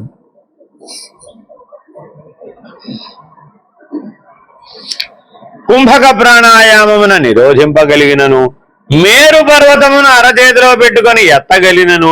మన సీనియర్ ఒక ఆయన ఉన్నాడు, రావణాసురుడు. ఆయన ఏం చేశాడు? కైలాసంలో ఈశ్వరుడు కోసం తపస్సు చేయడానికి వెళ్తే ఏదో సౌమ్యంగా తపస్సు చేసి తెచ్చుకోవచ్చు కదా. ఈయన పిలిచాడట, ఆయన రాలేదట. అయితే నా భక్తికి నువ్వు లొంగకపోతే నా శక్తితో కైలాస పర్వతాన్ని పెకలించిన ఒక లంకానగరాన్ని పట్టుకోదాను. వాడికి ఎంత అహంకారంగా బుద్ధి చూడండి. ఆ దశకంఠాలతో 10 శిరస్సులతోటి మీరు ఆ శిలా విగ్రహం కూడా ఎక్కడైనా కనబడుతుంది, చిత్రాలు కూడా ఉన్నాయి. అవి ఇలా ఎత్తేస్తాడండి ఆ కైలాస పర్వతాన్ని. ఎత్తితే పరమేశ్వరుడు ఏం చేశాడు? ఊరికే ఊరికే ఊరికే అలా బొటన వేలు ఆలించాడు. ఆయన ఏమన్నా ఊరుకున్నానండి, నేనేమన్నా వదిలిపెడతానా నేను అని రుద్రవీణ వాయించి కంఠం తెగ నరుక్కుని అక్కడ పెట్టేసి నువ్వేమైనా సరే కనపడాల్సిందే. బలాత్కారం అన్నమాట, ఈశ్వరుని ఎడల బలాత్కారం చేయి. కాబట్టి ఇలాంటి ఎన్ని చేసినప్పటికీ నీకు ఆత్మ సాక్షాత్కార జ్ఞానం లేకపోతే వాటన్నిటి వల్ల ఏమిటి ప్రయోజనం? రాముడు ఇలాంటివి ఏమైనా చేశాడా? ఏమీ చేయలేదు. సామాన్య మానవుడుగా ఉన్నాడు. ఒక బాణంతో వేసేసి అంత విశేషమైన వాడు మరి ఏం చేసుకోలేకపోయాడు, కాపాడుకోలేకపోయాడు. కాబట్టి నీవు ఎంత సామాన్యంగా ఉన్నావా, ఎంత విశేషంగా ఉన్నావా అన్నది ప్రశ్న కాదు. నీ జీవితం ఎలా ఉన్నదనేది నాకు అప్రస్తుతం. కానీ నీ జీవితానికి తప్పక కావాల్సింది ఏమిటి? ఆత్మసాక్షాత్కార జ్ఞానం. క్షేల పీతో దుగ్ధవద్యా తతర్కిం వహ్నిర్జగ్ధోలాజవద్దా తతర్కిం ప్రాప్తశ్చారః పక్షివత్ఖే తతర్కిం ఏన స్వాత్మానైవ సాక్షాత్కృతో భూత్. ఎవరిదే స్వాత్మ సాక్షాత్కారం పొందబడలేదు వారు పాలు తాగినట్లు విషమును త్రాగగలిగినను. ఉన్నారంటారా ఎవరన్నా? ఏమనండి మరి? అలా ఎవరైనా తాగినప్పటికీ నిజానికి మనం రోజు కొంత విషం పుచ్చుకుంటున్నాం. మీకు తెలుసో తెలీదు. ఏ రూపంలో? ఏ రూపంలో? ఏ రూపంలో? Reminiscences of pesticides in the vegetables and fruits. అది విషమే. పురుగు మందులు అన్నింటిలో ఏముంటుందండి? విషమే ఉంటుంది. పురుగులను చంపడానికి వాడేది విషమే. అవన్నీ దేంట్లో ఉంటున్నాయి? ఇప్పుడు మన కూరలు పళ్ళల్లో ఉంటున్నాయి. అవన్నీ శుభ్రంగా వేసేస్తున్నావా లేదా? దాంతోపాటు కొన్ని ఎంసీజీలు విషం కూడా వేసేస్తున్నాం మనం. అర్థమైందండి? మరి మనం కూడా ఈశ్వరుడితో సమానమేనంటారా? ఏమిటో దొండకాయ తినవాడు కూడా ఈశ్వరుడితో సమానమే. ఆత్మ సాక్షాత్కారం పొందబడకపోతే ఇలాంటివి ఎన్ని చెప్పుకుంటే మాత్రం ఏడుపోయి. పేలపు గంజి వలె నిప్పును మృంగగలిగినను. పేలపు గంజి తాగడం ఈజీనేనా కదా? ఏదో రాగులు జావా, జొన్నలు జావా, ఇప్పుడు మన వాళ్ళు ఏదో తాగేస్తున్నారు. అరికెలు, సామలు, ప్రపంచంలో కనమాట గడ్డి, గాదం అన్ని జావా చేసుకోవడం తాగేది. అర్థమైందండి? డైరెక్ట్ గా గడ్డి ఒకటే తింటలేదు, పశువులాగా అయిపోతామేమో. మిగిలిన పనులు అన్నీ చేసేస్తున్నాం. ఎలా అలా ఆరోగ్యం పొందేయాలని. అర్థమైందండి? లెమన్ గ్రాస్ ఇంకా గొడవే లేదు. అదే డైరెక్ట్ గా తింటలేదు, అంతే. మిగిలిన పనులన్నీ చేసేస్తాం. ఓన్లీ హెల్త్ కాన్షియస్ అండి బాబు, అంతే. ఇంక దాని వెనకాల ఏమి లేదు అక్కడ విషయం. సరే, అలా నీవు ఎంత చేసినా అలా నిప్పుని మింగేట ఒక ఆయన ఏ సిద్ధిని పొందాడండి? నిప్పుని మింగగలిగేటటువంటి సామర్థ్యాన్ని పొందాడంట. అయినప్పటికీ ఆత్మ సాక్షాత్కార జ్ఞానం లేకపోయినట్లయితే ఈ చేతలన్నీ వృధానే కదా. పక్షి వలె ఆకాశమున ఎగురగలిగినను. ఒక ఆయన అదేంటి, మొహం ఒక చోట కడుక్కుంటాట, టిఫిన్ ఒక చోట చేస్తాట, భోజనం ఒక చోట చేస్తాట, సాయంత్రం స్నాక్స్ ఇంకో చోట తింటాట, రాత్రికి నిద్ర ఇంకో చోట పోతాట. ఒక ఖండంలో ఉన్నంత చేసిన పని మరొక ఖండంలో చేయడట. ఎన్ని ఖండాలు ఉన్నాయండి మనకి? 7గా ఉన్నాయి. అలా తిరుగుతూ ఉంటాట విమానం వేసుకుని. అంతే. ఏమిటయ్యానంటే ఆయన ఇంటర్నేషనల్ CEO అనండి బాబు. ఆ కంపెనీకి ఆయనే బాస్. ఆయనకో separate flight. ఆకాశంలో పక్షిలా ఎగురుతూ ఉంటాట. సో అయితే ఏమిటట? ఆత్మ సాక్షాత్కార జ్ఞానం లేకపోతే నిజంగా ఫ్లైట్ తో పని లేకుండా నువ్వు గాలిలో ఆకాశయానం చేసే సిద్ధిని సంపాదించినప్పటికీ అది వృధానే కదా. లేకపోతే ఎక్కడ బదరికావనంలో ఉన్న శంకరుడు కాలడిలో వాళ్ళ అమ్మ పిలిస్తే పిలుపుచిన వెంటనే ప్రత్యక్షమయ్యాడు. ఆకాశయాన సిద్ధి లేకపోతే ఎలా వెళ్ళాడు? కానీ ఇప్పుడు ఆయనకు ఆత్మ సాక్షాత్కార జ్ఞానం లేదంటాడు కొంపదీసి. ఆయన ముందు సంపాదించింది అది 5 ఏళ్లకు సంపాదించింది ఆత్మ సాక్షాత్కార జ్ఞానమే. తర్వాతే మిగిలినవన్నీ. కాబట్టి జీవితానికి ఏది ప్రధానమో దాని మీదే దృష్టి పెట్టాలి. మిగిలిన అప్రధానమైన వాటి యందు జీవితాన్ని ఖర్చు పెట్టకూడదు. ఎందుకని? ఇవన్నీ అనాత్మ వస్తువులు, అనాత్మ విషయములు. బుద్ధ టైం ఉందండి, ఇంకా మూడుంబావు చూస్తూనే ఉన్నా. బుద్ధ సమ్యక్ పావకాద్యాస్తర్కిం సాక్షాద్దిద్దాలోహవర్యాస్తర్కిం లబ్ధో నిక్షేపో జనాద్యైస్తర్కిం ఏన స్వాత్మానైవ సాక్షాత్కృతో భూత్. ఎవనిచే స్వాత్మ సాక్షాత్కారము పొందబడలేదు వారు నిప్పు మొదలైన వస్తువులను శక్తిని పట్టి బంధించగలిగినను, బలిష్టమైన లోహశ్రేష్టములను సాధనములు లేకయే తొలవగలిగినను, మంత్రపూతముగు అంజనము మొదలైన వాని సహాయముతో భూగర్భమున దాగిన నిధి నిక్షేపాదులను పొందగలిగినను ఏమి ప్రయోజనం? చెప్పక్కర్లేదు, అంతా మీకు బాగానే అర్థమై. కొంతమంది కళ్ళు మూసుకొని చెప్పేస్తారండి, అదిగో అక్కడ ఆ మూలకెళ్ళి ఇక్కడి నుంచి 3 యోజనాలు అవతలకి వెళ్ళి లెఫ్ట్ తిరిగి రైట్ తిరిగితే అదిగో ఆ చెట్టు కింద నిధి నిక్షేపాలు ఉంటాయి, అవి తీసుకో అలా చెప్పేయగలడు. అలాంటి సిద్ధులు చాలా ఉంటాయండి.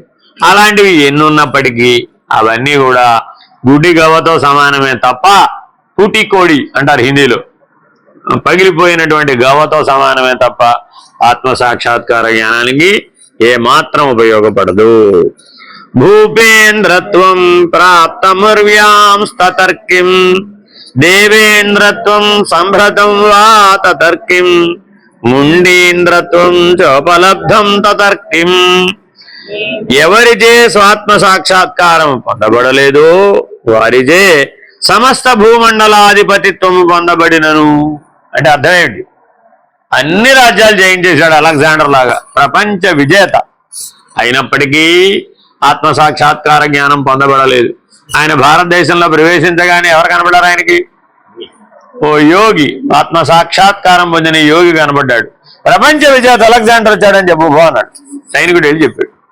ఇటు తిరిగి కూర్చున్నాడు, అటు తిరిగి కూర్చు. ఏమది? ఏం గుర్తించలేదామని? కనీసం లేచి నిలబడలేదా అన్నాడు. నేనే వస్తున్నా పదాన్ని. ఆయన వెళ్ళి చెప్పాడు, ప్రపంచ విజేత నేను అలెగ్జాండర్ని, 1,00,000 మంది సైనికులతో ప్రపంచాన్ని జయించాను. ఇప్పుడు 90,000 మంది పోయారు, 10,000 మంది మిగిలేరు అని తన గొప్పలన్నీ చెప్పుకుంటున్నాడు. ఏనుగుల మీద, గుర్రాల మీద, ఒంటెల మీద ప్రపంచాన్ని జయించిన సంపదలన్నీ తీసుకొచ్చాను, నా శక్తి ఎంతో నీకు తెలుసా అన్నాడు. ఇటు తిరిగిన వాడు అటు తిరిగి నాకేం విలువ లేదు. ఇంత చేస్తే నన్నేం విలువ లేదంటావా? అవునరా బాబు, విలువే లేదు అన్నాడు. ఏం చెప్పాడు ఆయన? ఇప్పుడు నువ్వు చెప్పిన వాటికి ఏ విలువ లేదు, ఎందుకని? నీకు ఆత్మ సాక్షాత్కార జ్ఞానం లేదు అని ఆయన కళ్ళు తెరిచేట్టు చేశాడు. వెంటనే ఆయన తన సైనికులకి 10,000 మంది సైనికులకి చెప్పాడు, ఇదే మన లాస్ట్ పాయింట్, మన యుద్ధం అయిపోయి మనం వెనక్కి పోదాం. అప్పటిదాకా బాబు వాళ్ళు ఎన్నిసార్లు మొత్తుకున్నారు, వెనక్కి పోదామండి బాబోయ్. వెళ్ళలేదన్నాడు. నా కోసం మీరు రక్తాన్ని బలిదానం చేయవలసిందన్నాడు. అక్కడ వచ్చి అలా తెలియ కళ్ళు తెరుచుకున్నాయి. పదని ఇంటికి పోదామన్నాడు. ఇంటికి వెళ్ళే లోపల ఈ 10,000 మంది పోయారు. ఈయన కూడా పోయాడు దారి మధ్యలోనే, ఇంటి దాకా పోలేదు. పోతే ఒకవేళ నేనే గనక పోతే పోకుండా ఎట్టా ఉంటాడు? 2 చేతులు బయట పెట్టండి నా శవపేటికల నుంచి. ప్రపంచ విజేత అలెగ్జాండర్ గుడ్డిగా కూడా తీసుకెళ్ళలేదు ఆయన చెప్పి ప్రపంచానికి తెలియాలి. వెళ్ళేటప్పుడు ఏం పట్టుకోలేవు ఆయన అన్న గొప్ప సందేశాన్ని ఆయన జీవితం మనకిచ్చింది. కానీ ఆత్మ సాక్షాత్కార జ్ఞానం పొందకపోతే ఇవన్నీ కూడా వృధానే. సర్వదేవాధిపతిత్వము సంపాదించబడినను నహుష మహారాజు అనవరత యాగం చేశాడు. ఒకటి ఆపకుండా 100 సంవత్సరాలు చేశాడు యాగం. దాని ఆ సుకృత బలం చేత ఏమయ్యాడు? దేవేంద్ర పదవిని పొందాడు. కానీ ఎంతసేపు నిలబడింది? గడియ కాలంలో పతనమై మళ్ళా కొండ తెలివై పడిపోయి నహుష ప్రశ్న అని భారతంలో ధర్మరాజు చేత మళ్ళా సందేహాలు తీర్చబడి అప్పుడు శాప విమోచనం వచ్చింది.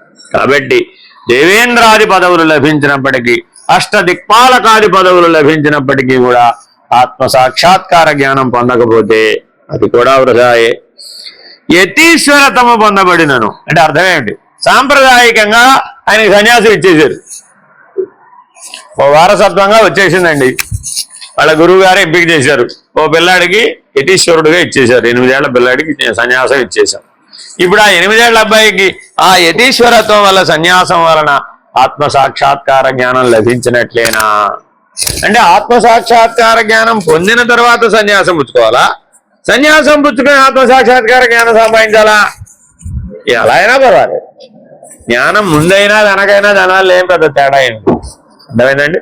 కాబట్టి ఎప్పుడో ఒకప్పుడు మాత్రం నువ్వు 4 ఆశ్రమ ధర్మాలలో ఏ ఆశ్రమ ధర్మంలో అయినా ఉండవచ్చు. బ్రహ్మచారివే కావచ్చు, గృహస్థువే కావచ్చు, వానప్రస్థువే కావచ్చు, సన్యాసివే కావచ్చు.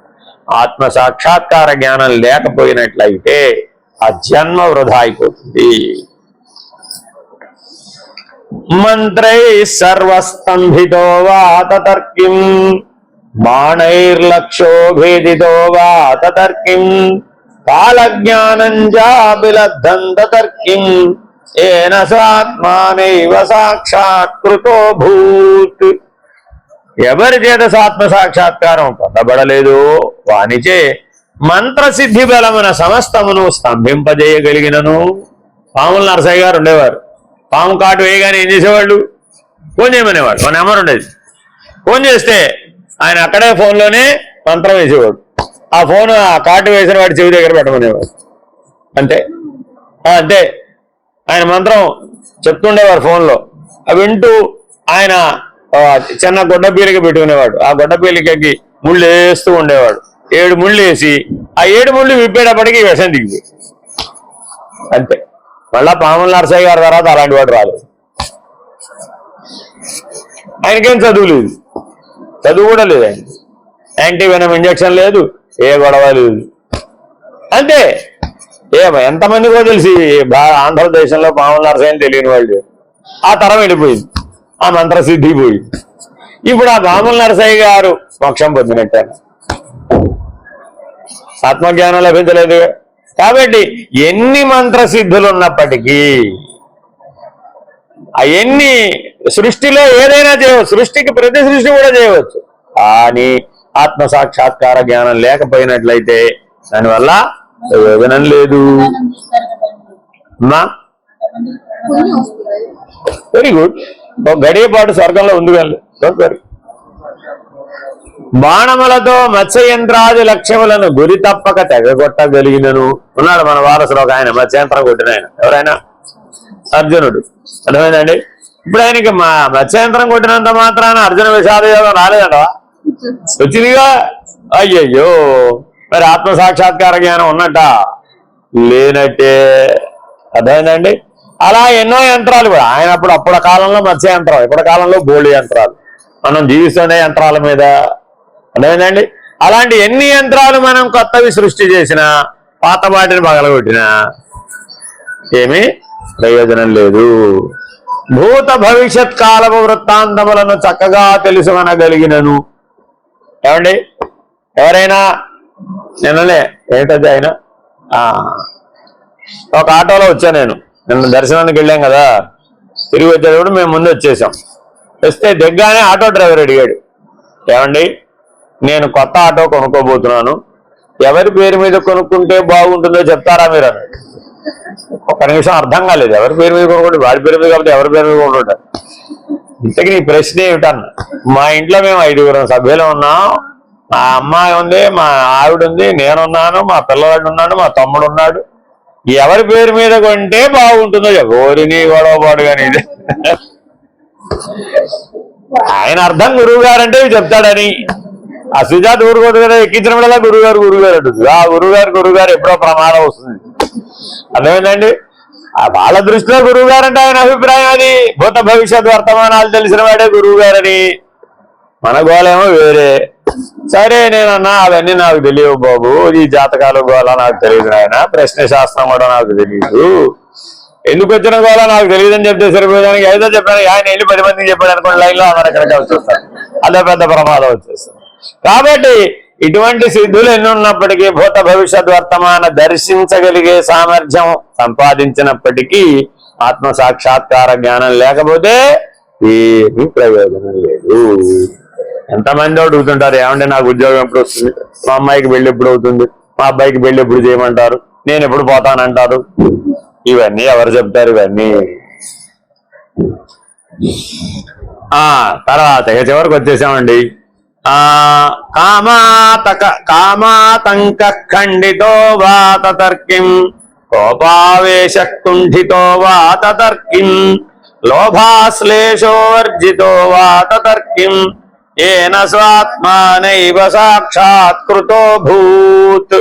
ఇవి మనకి బాగా తెలిసినవే. అరిషడ్ వర్గాలు వచ్చిపోతున్నాయా, రావడం లేదా? ఆయా ప్రవర్తన చేస్తున్నామా, చేయడం లేదా? అంతఃశత్రువులలో ఒకటకు కామం వలన కలుగు భయమును ఖండింపగలిగినను, క్రోధావేశమును తగ్గింపగలిగినను, లోభ స్వభావమును పరిత్యజించగలిగినను ఏమి ప్రయోజనం అంటే, చాలా మంది ఎన్నో దీక్షలు ధారణ చేసి, అంటే అష్టాంగ యోగం ద్వారా, హఠయోగం ద్వారా అరిషడ్ వర్గాలను స్వాధీనం చేసుకుని ఖండిస్తారు. వాటి చాలా కష్టమండి అది, హఠయోగాన్ని సాధించడం.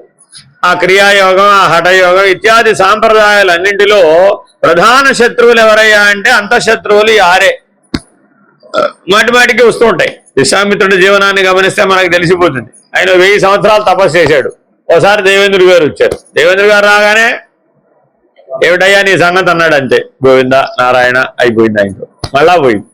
సరే, ఎంత క్షణకాల కోపం వల్ల 1000 సంవత్సరాల తపస్సు వృధా అయిపోయింది. సరే, ఇంకోసారి నేను వెళ్ళొచ్చా కదా, ఇంకోసారి వాళ్ళ ఓరవసరం పంపింది. ఆ ఏకంగా 1000 సంవత్సరాలు గడిపాడు ఆవిడతోటి. ఈ 1000 సంవత్సరాల తపస్సు కాస్త మళ్ళా పోయే. ఓసారి కామం అడ్డం వచ్చింది, ఓసారి క్రోధం అడ్డం వచ్చింది. ఈసారి మన ఇద్దరం కాదు, ఏకంగా వశిష్ఠ మహర్షిని పంపిద్దామని వశిష్ఠ మహర్షిని పంపించాడు దేవేంద్రుడు. కాబట్టి దేవేంద్రుడు అంటే ఎవరయ్యా అంటే మీ తపశ్శక్తికి పరీక్ష. మీకు సర్టిఫికేట్ ఇస్తాడు అన్నమాట, వీడు పాస్ అయ్యాడు. కాబట్టి ఆయన ఉద్యోగం అది, ఆయన పని ఆయన చేస్తాడు. అంతేగాని ఆయనకేమి మీ తపస్సు భంగం చెయ్యాలనే ఆలోచనలు ఏం లేవు. నీలో ఉన్న అరిషడ్ వర్గాలే అవన్నీ. కాబట్టి తపోబలం చేత నువ్వు అరిషడ్ వర్గాలను జయించినప్పటికీ ఆత్మ సాక్షాత్కార జ్ఞానం పొందకపోయినట్లయితే ఆ అరిషడ్ వర్గ జయం వల్ల ఏమి ప్రయోజనం?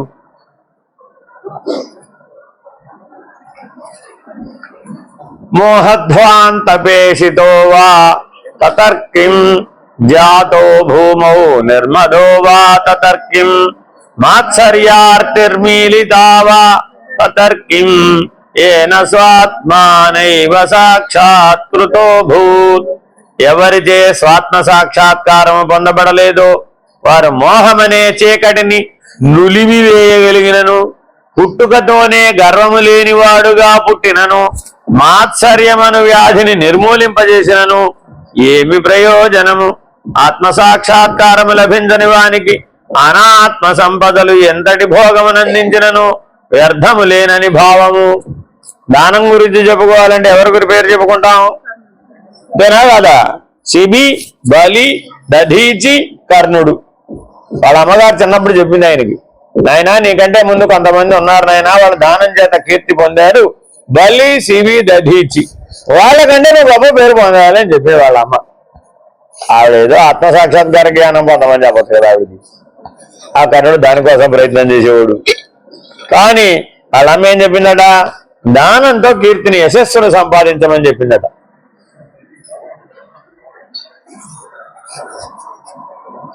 తల్లి మాట జవదాటకుండా చేతికి ఎముక లేకుండా దానం చేసేసాడు.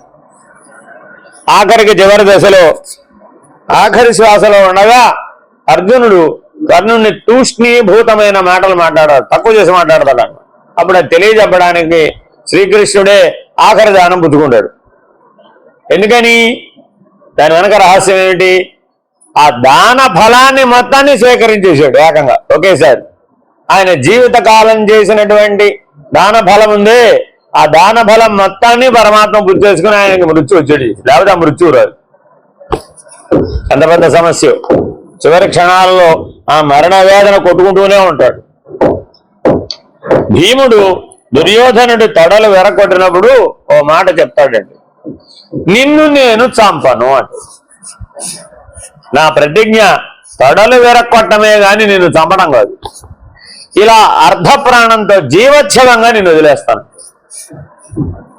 అలాగే వదిలేసి వెళ్ళిపోతాడు. అప్పుడు సాయంత్రానికి అశ్వత్థామ వెళతాడు.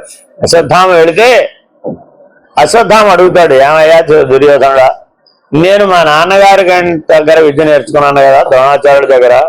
అర్జునుడితో సమానమైన విలువిద్య నా దగ్గర ఉంది కదా, నన్ను ఇంతవరకు ఎందుకు సైన్యాధిపతిని చేయలేదు నోడు. వాడేమో ఆఖరి శ్వాసలో ఉన్నాడు, కొట్టుకున్నాడు. ఇటా అటా ఇటా అటా అని కొట్టుకుంటూ ఉంటే ఈయన అడిగిన ప్రశ్న అది, నన్ను ఏనాడో ఆ భీష్ముడి బదులు మొదటి రోజే గనక నన్ను సర్వసైన్యాధ్యక్షుడిని చేసి ఉంటే మొదటి రోజే నేను అందరినీ వేసేసేవాడిని కదా. నా దగ్గర అటువంటి దివ్యాస్త్రాలు ఉన్నాయి కదా. వీళ్ళెవరు దివ్యాస్త్రాలు వాడలేదు, మామూలు బాణాలతో కొట్టుకున్నారు వీళ్ళు. నేను అలాంటి వాడిని కాదు, నేను ఇలా ఊరికే వీళ్ళలాగా బాణాలు వేసి కొట్టుకునేవాడిని కాదు. వీళ్ళందరినీ నమ్మడం ఎందుకు వేస్ట్గా. డైరెక్ట్ గా ఓ బ్రహ్మాశ్రమం, ఓ బ్రహ్మశిరో నామకాశ్రమం, నారాయణాశ్రమం, ఓ పెద్ద పెద్ద అస్త్రాలు బోలున్నాయి మన దగ్గర ఆటంబాబులు. ఏదో ఒకటి అటు నిద్ర వేసేస్తే ఆటోమేటిక్ గా 10 మంది పోతే అయిపోయింది. ప్రధానమైన 10 మంది పోతే యుద్ధం ఎక్కడ ఉంది. మరి అలాంటి మామూలు నా దగ్గర ఉన్నాయని నీకు తెలుసు కదా. అయినా నువ్వు నన్ను ఎందుకు సర్వసైన్యాధ్యక్షుడిని చేయలేదు? చేసి ఉంటే నేను ఇంత చేసి ఉండేవాడిని కదా అని దుర్యోధనుడి దగ్గర వెళ్ళబోసుకుంటాడు. అప్పుడు నేనేం చేస్తాడో తెలుసా అండి దుర్యోధనుడు, ఇదిగో ఇప్పుడే ఈ సంధ్యాకాలపు ముహూర్తంలోనే నిన్ను సర్వసైన్యాధ్యక్ష పదవిలో కూర్చోబెడుతున్నానని అక్కడ ఉన్నటువంటి తన రక్తంతో ఆ అశ్వత్థామకి అభిషేకం చేస్తాడు. ఆ తొడలో విరగొట్టిన రక్తం ఉంటది కదా, ఆ రక్తంతో అభిషేకం చేసి నీకు ఇప్పుడు సర్వసైన్యాధ్యక్ష పదవిని ఇస్తున్నాను, తెల్లవారే లోపల నువ్వు చేయదలుచుకుంది. అప్పుడు అశ్వత్థామ ప్రతిజ్ఞ చేస్తాడు, తెల్లవారేలోగా నేను అపాండవం చేసి వస్తాను అని. ఇప్పుడు ఆయన వచ్చేదాకా నేను ఉండొద్దు. అప్పుడు నేను అంటాడు అనమాట, నువ్వు అపాండవం చేసి వచ్చేదాకా నేను ఉండలేను, నన్ను ఇలాగే సజీవంగా దహనం చెయ్యి, నా ఆఖరి కోరిక నెరవేర్చు అంటాడు దుర్యోధనుడు. ఎందుకని ప్రాణం పోవాలంటే ఇంకా చాలా టైం ఉంది, అంత బాధని భరించలేకపోతున్నాడు. అప్పుడు ఏం చేస్తాడంటే దాన్ని ఎత్తడానికి అశ్వత్థామ బలం చాలదు. అసలే దుర్యోధనుడు చాలా భీముడితో సమానమైనటువంటి వాడు కదా. అందుకని జాగ్రత్తగా వాటి మీద ఆ చుట్టుపక్కలన్నీ ఏర్చుకొచ్చేసి అలాగే సజీవ దహనం చేసి బయలుదేరతాడు. ఈ వెనకాల ఇంత బ్యాక్గ్రౌండ్ ఇలా ఉండేటప్పటికి ఆయనలో ఎటువంటి వాడు వచ్చేస్తాడు, ఆ రాక్షసుడు ఉద్భవిస్తాడు చెట్ట చివర్లో. అందుకని నిద్రపోతున్న వాళ్ళందరినీ వేసేస్తాడు, అధర్మం చేస్తాడు, తత్ఫలితాన్ని అనుభవిస్తాడు. కాబట్టి ప్రతి ఘట్టంలోనూ నీకు జ్ఞానం ఉండాలా అక్కర్లేదా? ఆచార్య అన్న పదవి అశ్వత్థామకి ఇవ్వలేదు. అందుకే ద్రోణుడిని ఆచార్యుడు అన్నాం, భీష్ముడిని ఆచార్యుడు అన్నాం, ఆచార్య అన్న పదవి ఇచ్చాం, కృపాచార్యుడికి ఆచార్య పదవి ఇచ్చాం. పైగా ఆయన చిరంజీవుడు కూడా కృపాచార్య. అర్థమైందండి? ఆచార్య శబ్దం ఎప్పుడు ఇవ్వబడుతున్నాయా అంటే ఆత్మ సాక్షాత్కార జ్ఞానం ఉన్నవాడే ఆచార్యుడు. అతడు తప్పు చేయడు, ఆ జ్ఞానంతో వ్యవహరిస్తాడు. కాబట్టి ఏ రకమైనటువంటి అరిషడ్ వర్గాలను మీరు జయించినా ఆ జయించిన అహంకారం గనక మిగిలిపోయినట్లయితే ఆత్మ సాక్షాత్కార జ్ఞానం లభించదు. ధాతుర్లో ఇంకో ఉపమానం కూడా చెప్పచ్చు మీకు, ఇంకా చివరికి వచ్చేసాం. అట్లా ఒకటే పెద్ద మన్మధుణ్ణి ఈశ్వరుడు ఎందుకు హరింపజేయవలసి వచ్చింది? ఆయన అది లోక కళ్యాణకారకమే, అవసరమే. కానీ పార్వతీదేవి దగ్గర ఒక మాట వాడాడు, నాకు లొంగని వాడెవడమ్మా అన్నాడు. ఏమన్నాడండి? ఆవిడ అప్పటికీ చెప్తుంది, ఎవరు అనుకున్నావు నువ్వు వెళ్ళేది అక్కడ పరమేశ్వరుడి దగ్గరికి, ఆయనతో ఆటల విషయం కాదు, నాకు ఆల్రెడీ బోల్డ్ అనుభవం ఉంది ఆయనతోటి, నేను చెప్తున్నా విను, వద్దు నాయన నా మాట విను అంటుంది. ఏమంటావమ్మా నాకు అర్థం కాదు, నా సంగతి నీకు తెలీదా, నేను ఎవరినైనా కదిలించగలను అని బీరాలు పోతాడు. మరి అహంకారమైనా కదా, ఆయన ఒకసారి కడిదారు కానీ బుద్ధి బూడిది. కాబట్టి ఆత్మ సాక్షాత్కార జ్ఞానం ఉన్న వాడికి అహంకారం ఉండదు, లేశమాత్రమైనా ఉండదు. లేశమాత్రపు అహంకారాన్ని మిగుల్చుకున్నా కూడా అది ఆఖరికి ఏ రకమైనటువంటి కర్మ భక్తి యోగ జ్ఞానాల ద్వారా, జ్ఞానంలో కూడా అహంకారం మిగులుతుంది. చాలా చాలా జాగ్రత్తగా ఉండాలండి. శాస్త్ర జ్ఞానం కానీ మరొక జ్ఞానం కానీ ఏ జ్ఞానం మీలో బతికి ఉన్న ఆ విజ్ఞానమయ కోశంలో అహం మిగిలింది. అది మిగిలిందా మీరు ఆత్మ సాక్షాత్కార జ్ఞానాన్ని పొందలేరు. ధాతుర్లోక సాధితో వా తతర్కిం విష్ణోర్లోకో వీక్షితో వా తతర్కిం శంభోర్లోక శాశ్వతో వా తతర్కిం ఏన స్వాత్మానైవ సాక్షాత్కృతో భూత్.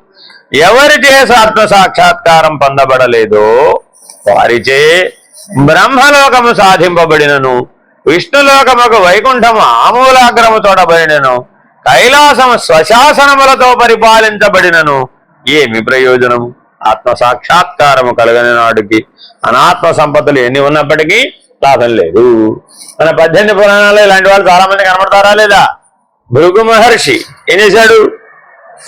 లోకాలకి ఊరికే మహర్షులు ఆయన అడిగారు, ఏమయ్యా త్రిమూర్తుల్లో ఎవరు గొప్పవాడో కాస్త తెలుసుకుని చెప్పబోయా, కాస్త వాళ్ళని పిలుద్దాం యజ్ఞానికి, ప్రెసిడెంట్ గానో వైస్ ప్రెసిడెంట్ గానో అధిష్టానంగా పిలుద్దాం వాళ్ళని కాస్త అని మహర్షులు ఆయన సలహా అడిగారు. ఆయన ఏం చేశాడు? నేను వెళ్ళొచ్చేస్తాను, అయితే ముల్లోకాలకి ముగ్గురు దగ్గరికి వెళ్ళొచ్చేస్తాను, స్వయంగా చూసి వచ్చేస్తాను, స్వయంగా ఎవరు గొప్పవాడో తేల్చేస్తాను అన్నాడు. ఏమిటి తేల్చేది? తేల్చేస్తానన్నా అంటే ఏమిటైపోయినట్టు? వచ్చేసింది లోపల అపస్సు వలన వచ్చినటువంటి అహం. వెళ్ళాడు, ఏమైంది? గర్వభంగం అయింది. అంతేనా కదా? కాబట్టి చాలా జాగ్రత్తగా ఉండాలట. అహం వలన చాలా చాలా ప్రమాదం. మరో వృత్తాంతం చెప్తాను. పరీక్షణ్ మహారాజు మెళ్ళో సర్పం వేశాడు కదా, వాళ్ళ అబ్బాయి ఎవరు? శక్తి. ఆయన వచ్చాడు. ఈయన ఇంకా ఆయన సమాజ నిష్టలోనే ఉన్నాడు. ఈయన చూశాడు, ఈయనకు ఆగ్రహం వచ్చేసింది. వచ్చేం చేశాడు? ఇది వేసిన వాడు అది అయిపోగా ఇదైపోగా అని శాపం. వెంటనే ఆయన కళ్ళు తెరిచాడు. మహర్షికి ఎంత తామసం కుదురునా?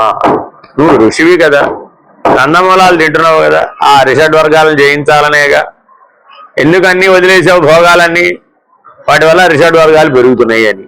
కానీ ఇంత తామసంతో ఉచితానుచితములు ఎరగకుండా, ఎవరో తెలుసుకోకుండా, ఆ శాపం ఎవరికి తగులుతుందో తెలుసుకోకుండా శాపం విడిచిపెట్టడం అది తప్పు కదా, అది రాక్షస ప్రవృత్తి కదా అంటాడు తండ్రి.